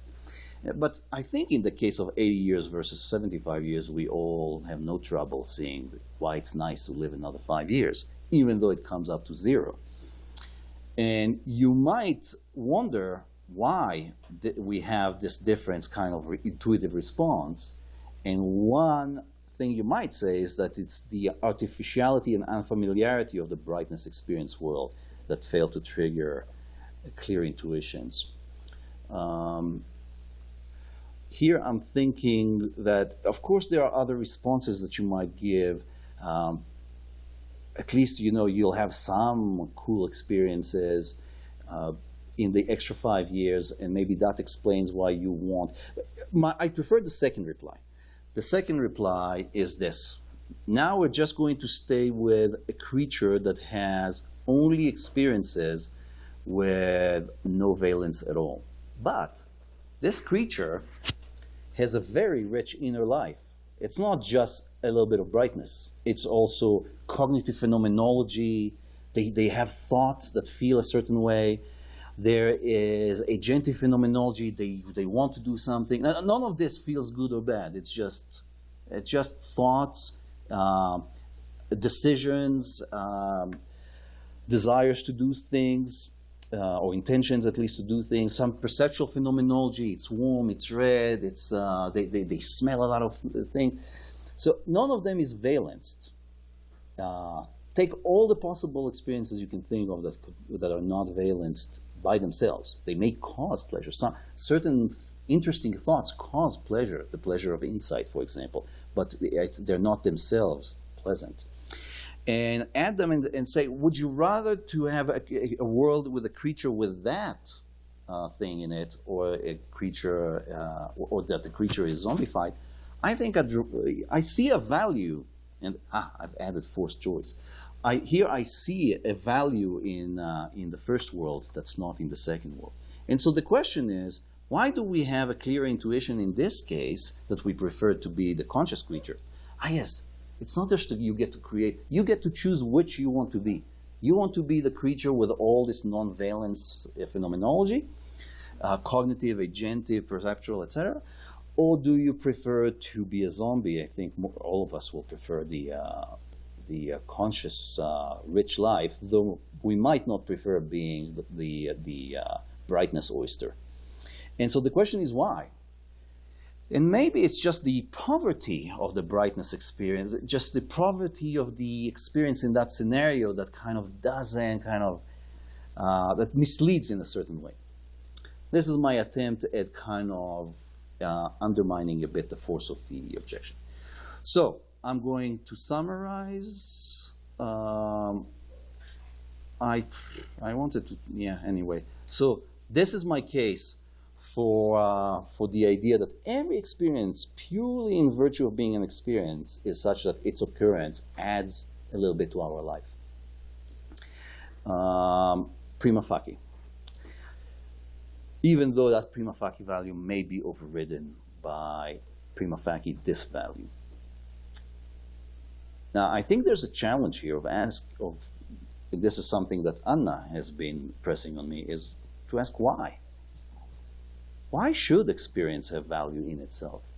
And I understand, if you tell me this experience has value because it's pleasant, I understand why, because it's pleasant. But its occurrence, why does its occurrence have value as opposed to its pleasantness? And I don't Anna has an interesting view that one of the good things in life is knowledge, and every experience is such that it comes with knowledge of its own occurrence, knowledge by acquaintance, and that's what explains it. I've never been convinced of the business about knowledge being an intrinsic prudential good. So I'm not there yet. I'm just going to close with a little bit of my own sort of where I would go with it, though it's totally underdeveloped. You'll notice that a good thing about doing this is that it will connect to some of the things that Miguel, Josh, and Ken talked about.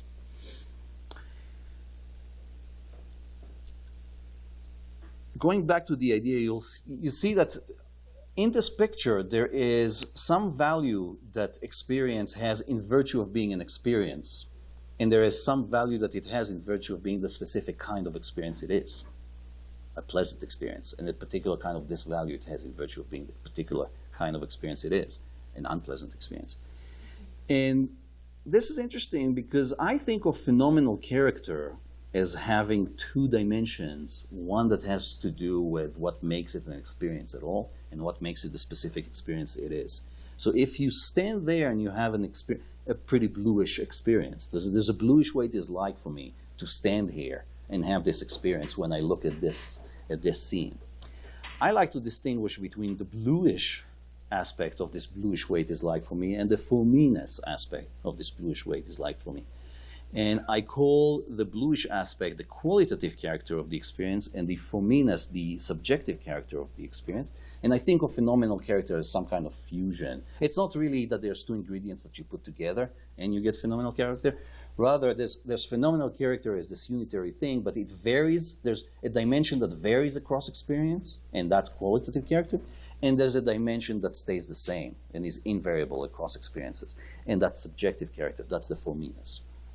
So the qualitative character is what makes an experience the kind of experience it is, and the subjective character is what makes it an experience at all. And so if the idea that we have is that every experience has some prima facie prudential value purely in virtue of being an experience, but there could be an additional value that it has in virtue of being the specific kind of experience it has, or an additional disvalue it has in virtue of being the kind of experience it is, what we're really saying is this. Every experience has some prima facie prudential value purely in virtue of its subjective character, though this prima facie prudential value may be overridden by a prudential disvalue it has in virtue of its qualitative character. So I think of painful experiences as involving a painfulish qualitative character that has prima facie intrinsic disvalue, and for meanness that has intrinsic prima facie value. And for most pains, the painfulness is this value overrides the for meanness value. So as a result, most pains have intrinsic ultima facie this value.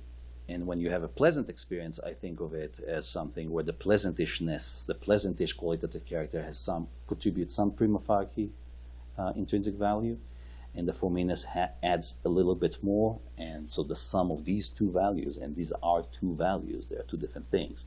That's the overall value. And so, and I close with this, I wonder if there's some way to explain, my strategy is to think about the fominess. What is it about the fominess that gives value?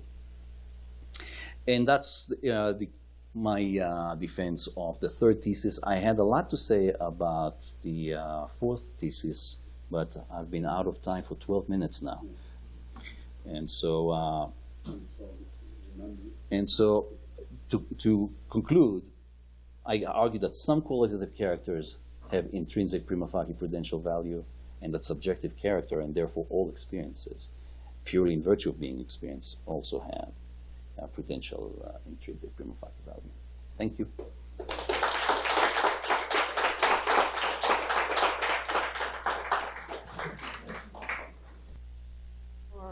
Your talk, as he says, my comments are mostly centered in the paper he sent me 2 months ago.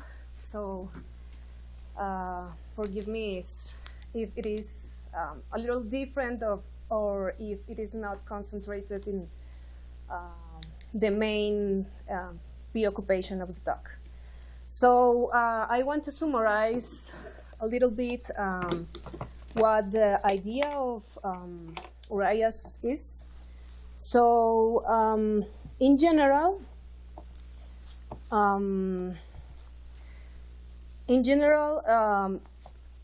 Urias' talk is about a very interesting question. That is, what is the value of consciousness to the one who has it? And the strategy used for answer this question is to split it in a variety of them. One of them is to think about, and I think this is a central idea, is to talk about the grounding of the value. So the problem about the value of consciousness includes the question of the grounding that has two possibilities. An experience is valuable partially in virtue of being conscious, or an experience is valuable entirely in virtue of being conscious. But there is another question. In fact, Urias' paper concludes that we can have 48 different questions about about the value of consciousness, and it has to be with different type of dimensions we can ask about it. And there are three main questions about certain modes of the question. So according to Urias, what we need to do in order to have a clear answer is ask some questions about an epistemic value of consciousness, an ethical value of consciousness, and the third one is about an aesthetic question. But these are not the only questions, as I say. We need to ask questions about if the consciousness is of the phenomenal, of the access type.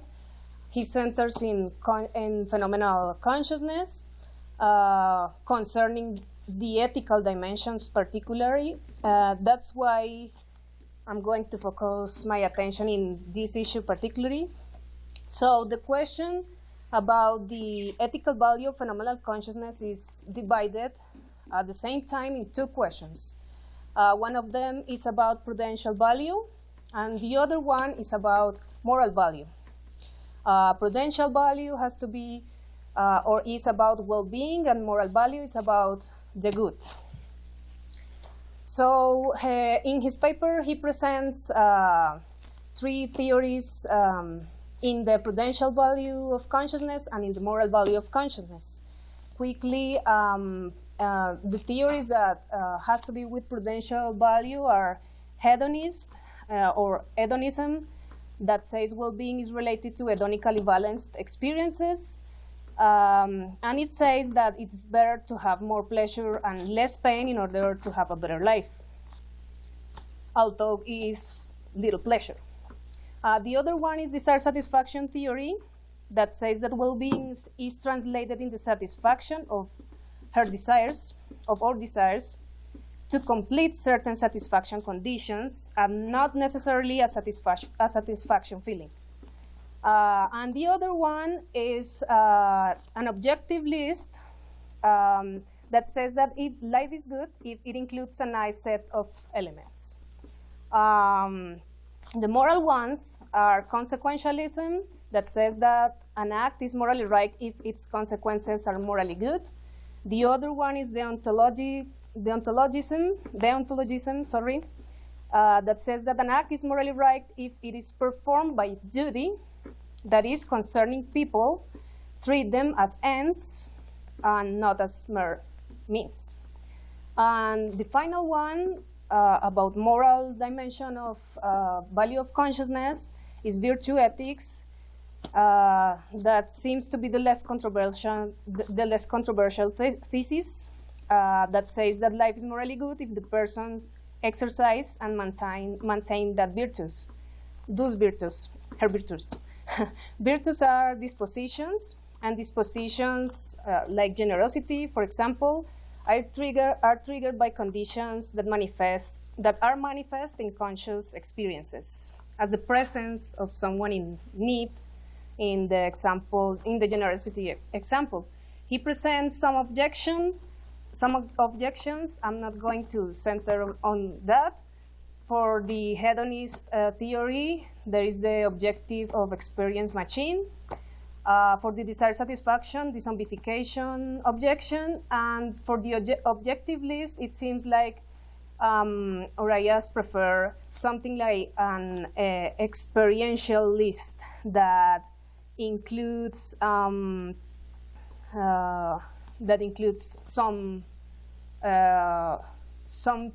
two little things.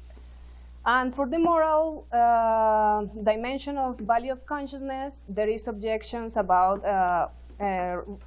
concerning to consequentialism, about that well-being is not fully grounded in phenomenology, the ontologism that phenomenal consciousness doesn't fit Kant's idea of dignity, and it seems like virtue ethics is less controversial, as I said, and I think that's my quick overview of the general idea that is the background of the main preoccupation of Urias in this talk. But I have some questions. One of them is about the idea of phenomenal consciousness.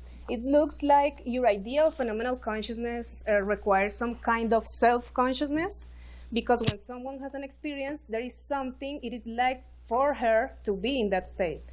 If that's the case, what about babies or animals? Cases in which we have any clarity or no clarity about phenomenal consciousness. We don't really know if babies or other animals have this kind of experiences. The second one, is about the intrinsic value. And it's from an argument that is in the paper that says, for something to be intrinsically valuable is for it to be fitting to have a positive emotion towards X for its own sake. So, if intrinsic value depends on having a positive emotions towards to X, we need to know how to conceive balance. In other words, what is to have a positive emotions? I am thinking in this. Anger, for example, is commonly think as a negative emotion, but in context of threat, anger could be considered as a positive emotion. So maybe the context is relevant in order to assign balance to an emotion. And now that I was hearing your talk, I think that it seems for you that you consider only the feeling part of the emotion, and that makes sense in terms of an hedonic view of prudential value, but maybe you need to eventually need to take into account another dimensions of emotions, like cognitive one, in its relations with beliefs, for example. And I have a third one that it is not in the slides, but that rise in my brain when I was hearing you. And it is concerning to the zombification example, because it is not evident to me or not convincing to me that we prefer the second scenario in which your life moves towards the unpleasant instead of being a zombie overnight. So that's my 3 concerns, and thank you very much.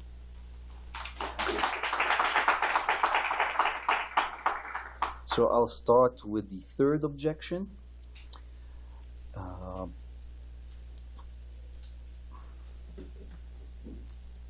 So this is the idea, would I rather be zombified now or like tonight at midnight versus having a life that sums up in terms of everything else negatively? I must say this thought occurred to me because of 2 students who pressed me on this, Anna and Géraldine Caronant in Paris. And so it's, you know, when I heard them make the case for it, if you remember, Anna, at the beginning, I wasn't really, I was like, and then it dawned on me, yes, I would certainly rather live a so-so life. No, it's slightly bad life than not live at all. Life here means conscious life. And I think of zombification, obviously, as, I think it's just death of the person, but it's, we don't need to build that belief into the thought experiment. So I must say, I don't know what to say except that I, for my part, would rather live, again, up to a certain level of badness. I would certainly prefer to be conscious. Now, the second objection, I'm looking, in fact, I have it here.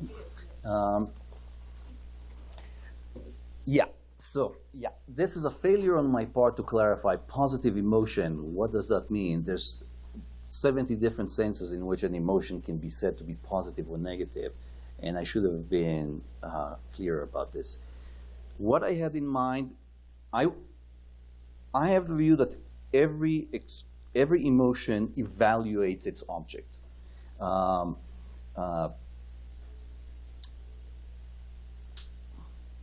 Joy in drinking mezcal with Miguel evaluates positively drinking mezcal with Miguel. Admiration of someone evaluates positively that person. Respecting someone evaluates positively that person. Feeling guilty about something evaluates negatively the thing you feel. And so every emotion evaluates, and some evaluate positively and some evaluate negatively. And so I had in mind this evaluative aspect, and by emotion, positive emotion is, I had in mind emotion that by its nature evaluates its object as positive, as a good thing. And so anger, even when it's appropriate, and you all remember from Aristotle, you're right, in the case of threat and in case of injustice, anger it is wrong not to feel anger, in fact, according to Aristotle. And so it's positive that the anger takes place, but still the anger evaluates negatively that which it evaluates. And so this, I should have disambiguated this notion of positive emotion. And the first objection, that's a big problem about consciousness. And all the views, you're right, I am in a group, the camp of people who think that every form of consciousness involves some kind of self-consciousness, however however dim. And there is a question about what to do with animals and children for which it becomes increasingly implausible that they have this capacity. There are basically two approaches to this. Peter Carruthers took the bold approach of saying, well, these are not conscious. So he claims that, if I'm not mistaken, that only apes, or at least only primates, are conscious. And so dogs and cats are unconscious, llamas are unconscious. Not cool.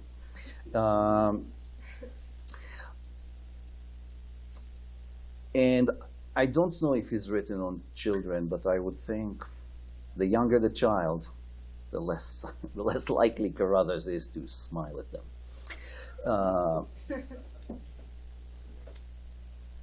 I prefer the other approach, which is to try to say it doesn't require so much. This was Miguel was trying to gesture in that direction.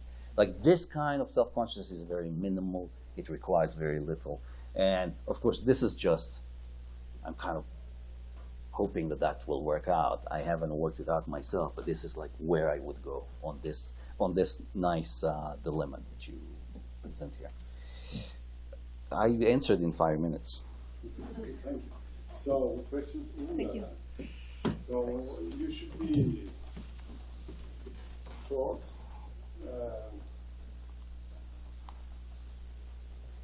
So, please raise your hand. Paloma, could you start? Can we start with the students? There is some student asking. Yes. Juan Pablo? Azul, yes. So, it seems to me that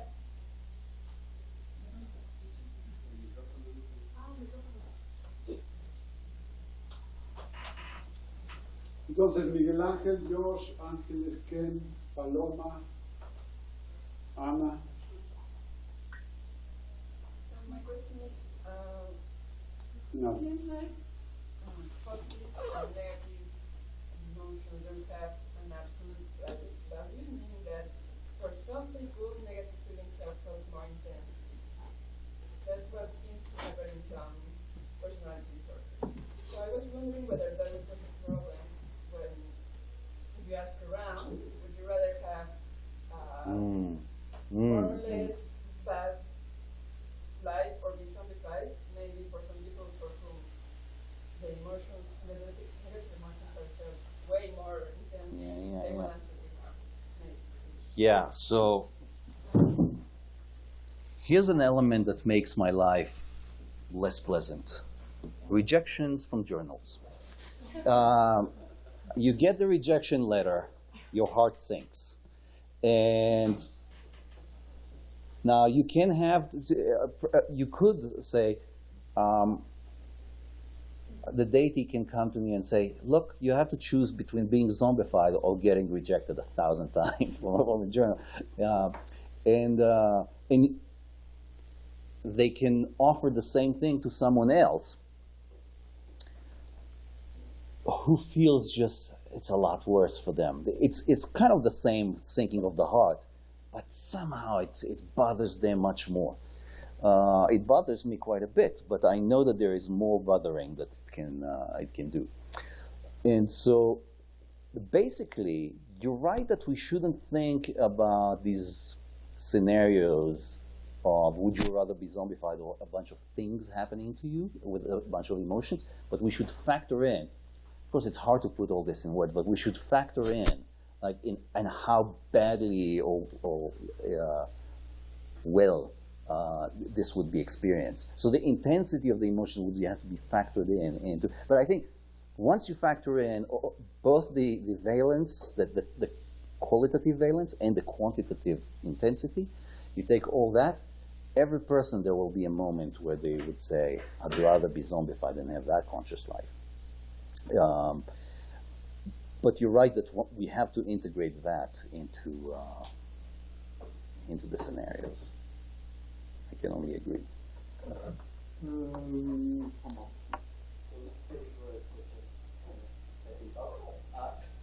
think my question is sibling of Jan's second and third, and related to what she was talking about. I have an issue, it's a general issue, even when I was reading Andrew's draft. I have an issue with the quantification of experiences such that they derive in some value or level as the total sum of individual instances. And my issue is because I'm thinking in opposition to someone who would endorse a view that the fact that I prefer pleasurable experiences because I can contrast it, I can compare it with my painful ones. And if I endorse this view, both painful and pleasurable experiences give value to my life because maybe I wouldn't rather be zombified for my painful experiences since they make my pleasurable ones meaningless. I'm even thinking about, I don't know if you've seen this movie of Charlie Kaufman, The Eternal Sunshine of a Spotless Mind, or maybe would I rather be zombified and never again remember my girlfriend, even though I remember when I was fighting with her? Or would I, every time I listen to Chopin's Nocturne No. 1, I feel this pain in my heart, but would I rather be zombified for that? Not at all, because it makes my life very valuable. So what would be a response to that? Yeah. Very good question. Let's take up the Chopin case towards the end. First, I want to address just the general idea that experiencing pains is really crucial for appreciating pleasure. And in general, experiencing the unpleasant is crucial for appreciating pleasant experiences. I think we have to, there's no doubt it's true, but I'm thinking it's very natural to understand this as meaning that experiencing the pains is instrumentally valuable, but not intrinsically valuable. Not in virtue of being painful. It's not, the painfulness itself is not what's valuable. What's valuable is that the painfulness makes the pleasure more meaningful or something like that. And so here my temptation would be to say, let's just say that pains are instrumentally valuable despite being intrinsically disvaluable. And in fact, many pains, they are sufficiently instrumentally valuable to override the intrinsic disvalue that they have. Now,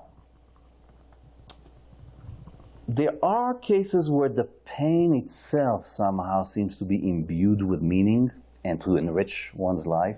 So there's something intrinsically good. And I think of the Chopin case. This is a kind of, there's the paradox of tragedy that people talk about in aesthetics. It's like to understand why people want this. And I personally think, I'm a proponent of the old Aristotelian theory of catharsis, that there's this kind of, I don't know how to say it in a way that's not just impressionistic. There are these errant kind of negative, disjointed negative feelings about just being the angst of life, just floating around. And then they all kind of get burned up, used up through a painful experience where it is vicarious pain, though it does feel painful, and that catharsis, that clearing of the soul, I guess, has value, but it also is pleasant, or at least it extinguishes these kind of unpleasant energies that are floating around in the mind. This is a very controversial approach, and I can't report enormous confidence in its truth. It's a general, but I agree that there's a general problem here about meaning, just the meaningfulness in life as something that outstrips pleasant and unpleasant. and may even requires the unpleasant as a constituent intrinsically. Yeah. Okay, Paloma? Yes, so this is very much similar to the rest of the questions, and it's a simple one. I mean, I'm not sure whether you can answer the prima facie intrinsic value without considering the content of the experiences. I mean, if all we had to experience were bad things, always, all the time, I mean, presumably, it seems to me that, you know, there would be no intrinsic value to experiences themselves. I mean, and I wonder whether the fact that people commit suicide does not show that this is the case, right? Yeah, this is actually one of Andrew's arguments in his paper. He thinks it's, we philosophers have, all things considered, pretty cushy life. And so when we consider experiences such, I wake up in the morning, and there's no boss yelling at me. I just like get my coffee, get to the office more or less whenever I want. And so, look, this is all pretty good. And we think experience as such must be good. And Andrew has this thought experiment he calls the philosopher in hell. There's a philosopher wakes up, gets tortured, then goes and throughout the day is really itchy. And so this, he thinks philosophers in hell would just have the intuition that experience as such is bad. It's hard to contemplate because we're not in hell. It's hard to know like what, but my temptation is to say about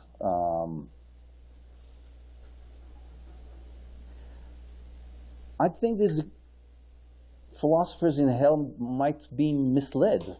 In fact, every experience has a tiny bit of prima facie goodness, totally overwhelmed by prima facie badness that makes it very disvaluable. This is kind of my inclination to say that, and to also say that about,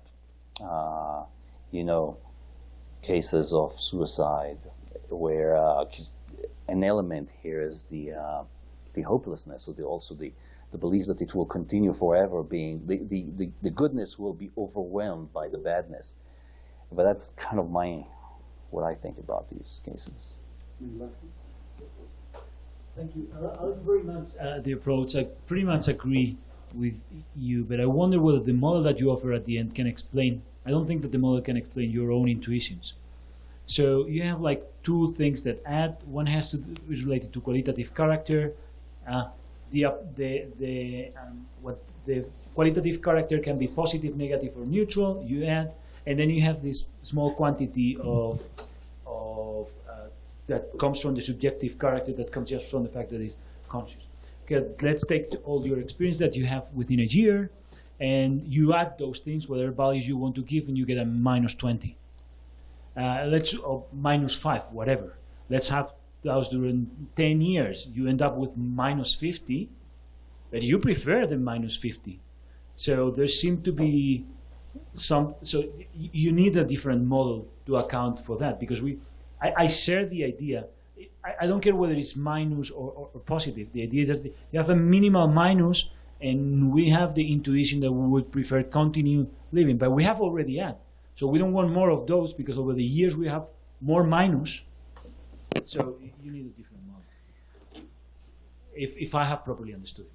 Yeah. You have.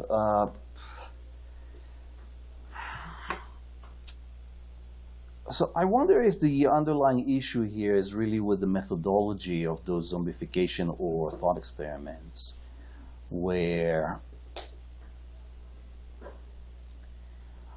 you might say, even if you take in the value of experience as such, whether it comes from knowledge or from forminess, about a value generated by forminess, even when you take that into account and you're still in the minus, you'd rather go on living. And if that's the case, then it's just just that device is not a good device for judging what has value.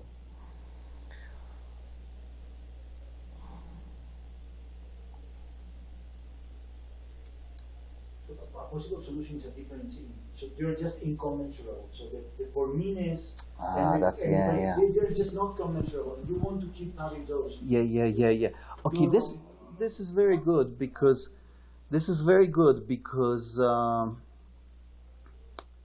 in fact, one thing that I forgot to say is what you shouldn't hear when I say there's value that comes from the pleasant qualitative character, and then there's value that comes from just the occurrence of the experience, or maybe the forminess or whatever.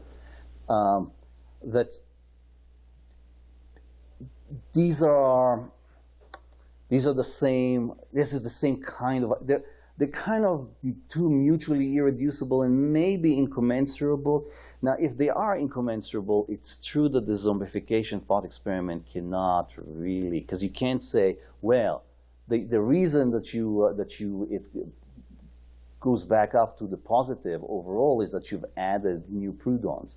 It would have to be that there are two kinds of prudons, prudons 1 and prudons 2, and you actually cannot calculate how they.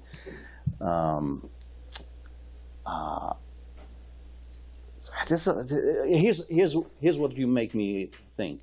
There's a lot more that needs to be ironed out here. Thank you. Yeah. Thank you very much. Always fun, especially the thing about the triangular sandwiches. But my question, I think maybe there's, it's not all experiences have positive value, because it seems to me if you have an experience and it's too short, it has no value. So if I say we're gonna take you to the pyramid of the sun, but you're gonna see it consciously, but only for a second. It's sort of, or you won't remember it. You'll have it. It'll just happen, but it won't get stored in memory. So it's not just the experience, but it's that it also has downstream effects. And it might be experiential effects, okay, so I can recall it consciously later. But if it doesn't have that, it seems to me like, you're going to go to the Grand Canyon and then we'll remove that, like the eternal sunshine. That's not so valuable to me. I want to go and be able to also take these memories and live them again. And so so a mere punctate version won't have value. Or anyway, I'll leave it at that. Yeah, no, that's very interesting what you're saying. I get the fact there's definitely a difference in value when an experience occurs and you, for whatever reason, you forget it. It occurs for a second, you forget it, and it's just like your life with it or without it. It's like, what's the big deal? Versus it's integrated into your sort of narrative of your life. And so what I'm thinking is, here's what I'm thinking. I'm thinking the downstream availability to working memory and then to just your narrative of the self, that's all instrumental value that it has in virtue of giving meaning to your life. And I am very open to the idea that meaningfulness in life is something that is really a lot more valuable than pleasure, like the sums of pleasures and pains. Now, there is quite a literature on what meaningfulness consists in. It is not an easy issue. And there's a question of whether there's also hedonic theories of meaning, where meaning just means there's a certain different kind of experience. It's not pleasure in the sense that orgasm is the pleasure, but it is a pleasant experience in like a certain kind of fulfillment which has a distinctive phenomenology. And for example, there's one theory is the correct fulfillment theory of meaningfulness. A life is meaningful if it's correct to be fulfilled, and then the phenomenology of fulfillment becomes the thing that gives you the extra value. And so you end up, again, in an experientialist kind of story. And what is intrinsically valuable is the phenomenology of fulfillment. Although many people have the intuition, no, the correctness of the fulfillment, and therefore the meaningfulness itself, is something which is not purely experiential. But remember, I didn't defend here the fourth thesis, that only experiences are, although I confess that I only not defended because I ran out of time. But this would be meaningfulness would be a very good objection to. But anyway, my only point is, no, I want to say the split-second experience of the pyramid of the sun does have intrinsic value, though very little, and it has, because it's so short, it does not have the immense instrumental value that it could have had. I guess I would say that if you allow in correctness, meaning it might make the experiences completely instrumentally.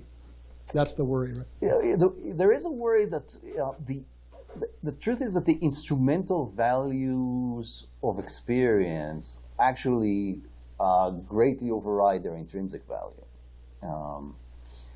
Now, there's a question whether this become a problem for the experientialist approach to well-being, mainly if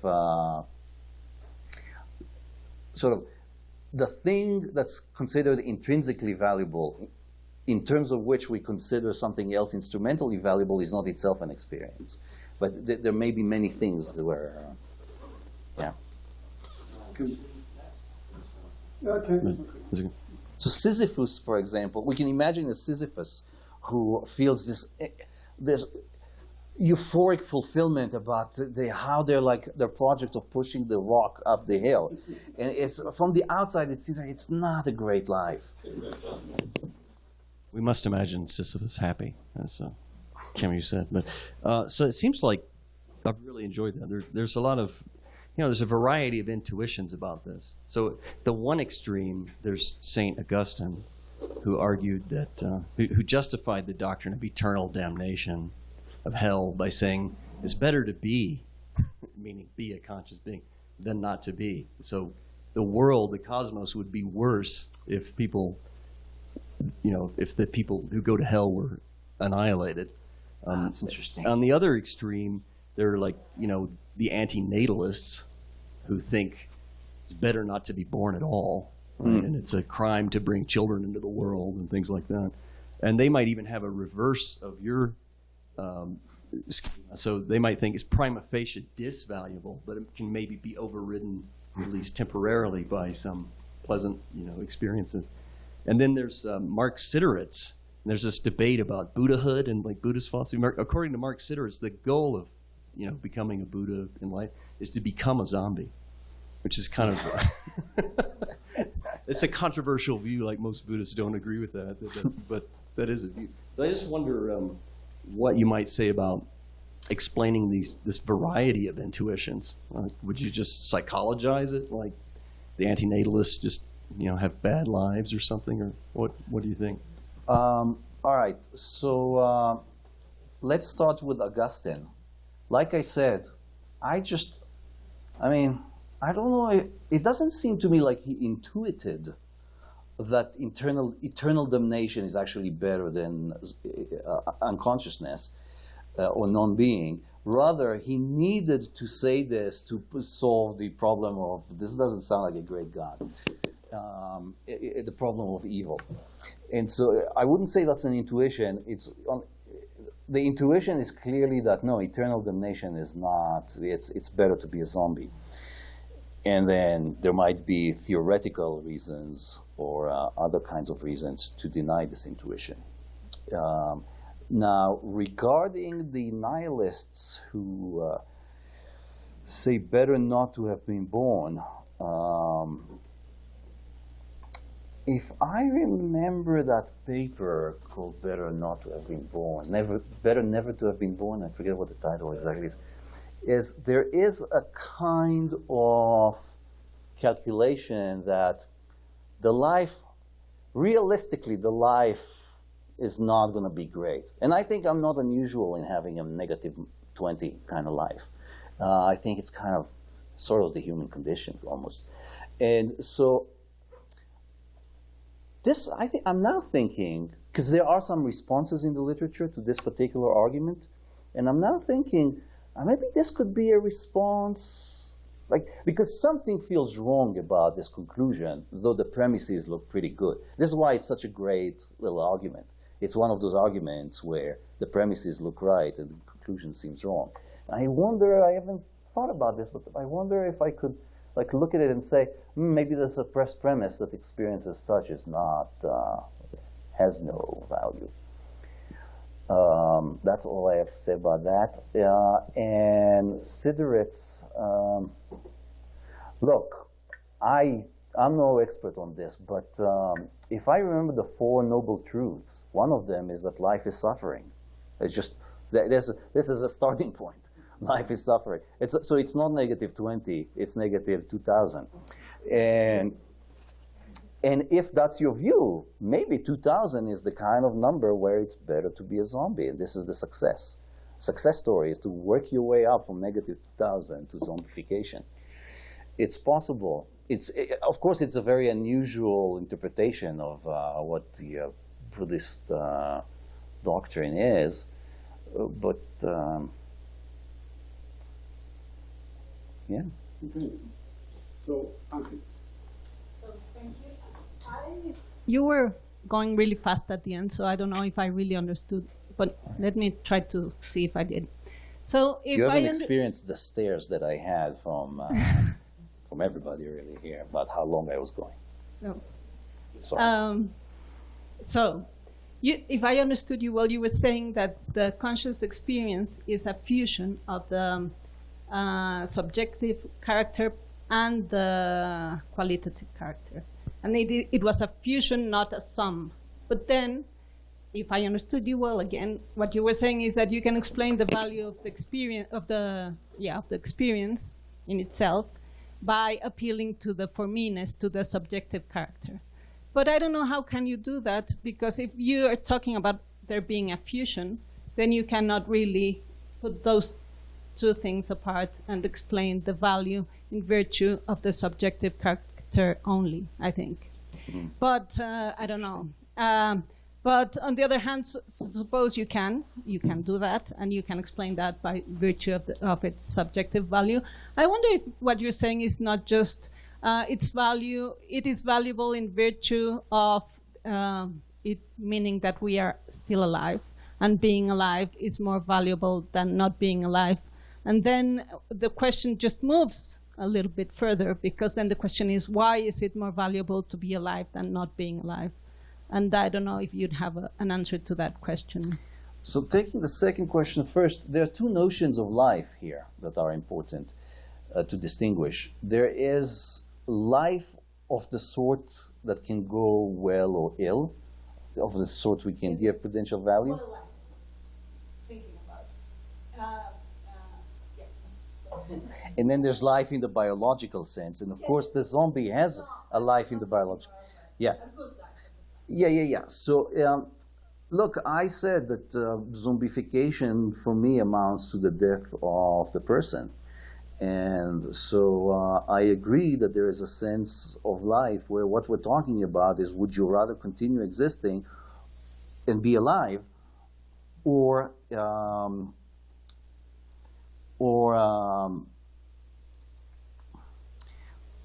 would you rather to stop living? In that relevant sense of life, which is not the biological sense. But when we think, okay, so what is that sense? I think that the sense is the sense of a conscious life. I didn't go into all this talk about life because you're right, this would just push back, but it just pushes back the question if you introduce this new term. For me, consciousness, life in this sense, they're the same thing. And so let's just ask about that, whether that's... Now, the first objection you had is something that did not occur to me, and it's very good. So if you think of for me-ness as something that's not detachable from the phenomenon, you can't like detach the for me-ness from the phenomenal character and say, all right, just this piece that carries this value. You know, now that I think about it, you're right. Maybe I better say, you're convincing me of the following. It is not a fruitful approach to answer Anna's challenge, why should experience as such? Rather, we should think of it as a consequence of the view that experience as such has a value, at least when conjoined with a certain view of phenomenal character, as having a variable element and an invariable element. So you could say that's kind of downstream in the dialectic, you get this interesting result that for meanness has value. But it's not something that can be illuminating as an explanation, because it's not something that can really exist separately. I have a question to Andrew and to Anna. Do you mind if you ask Uria at lunch? And then we finish, because we have half an hour on. But this whole paper was kind of a response to Andrew. Yes, so we need a lot of time. No, to discuss that. Having lunch, that's a better context to make those questions. Or it is a very short one. So you need to make the question. Do it. I'll keep it short. But short, please. I have one clarification and then just a thought experiment. The clarification is, I can leave out the thought experiment, but it's an interesting one. Lunch. The clarification is that one of your arguments against my view, I don't think it quite works. The argument was contrasting the neutral case with a case of a subject that has perceptual, cognitive, and other kinds of experiences. It's consistent with my view that consciousness has no intrinsic value, that it's better for that creature to exist than to not have a life at all, or that that creature has a life worth living. I'm not endorsing that only hedonic experiences have value. I'm open to thinking that non-hedonic experiences have value at all. So I think that doesn't really touch upon the neutral. Yeah, you're right. The thought experiment involves infinite depth.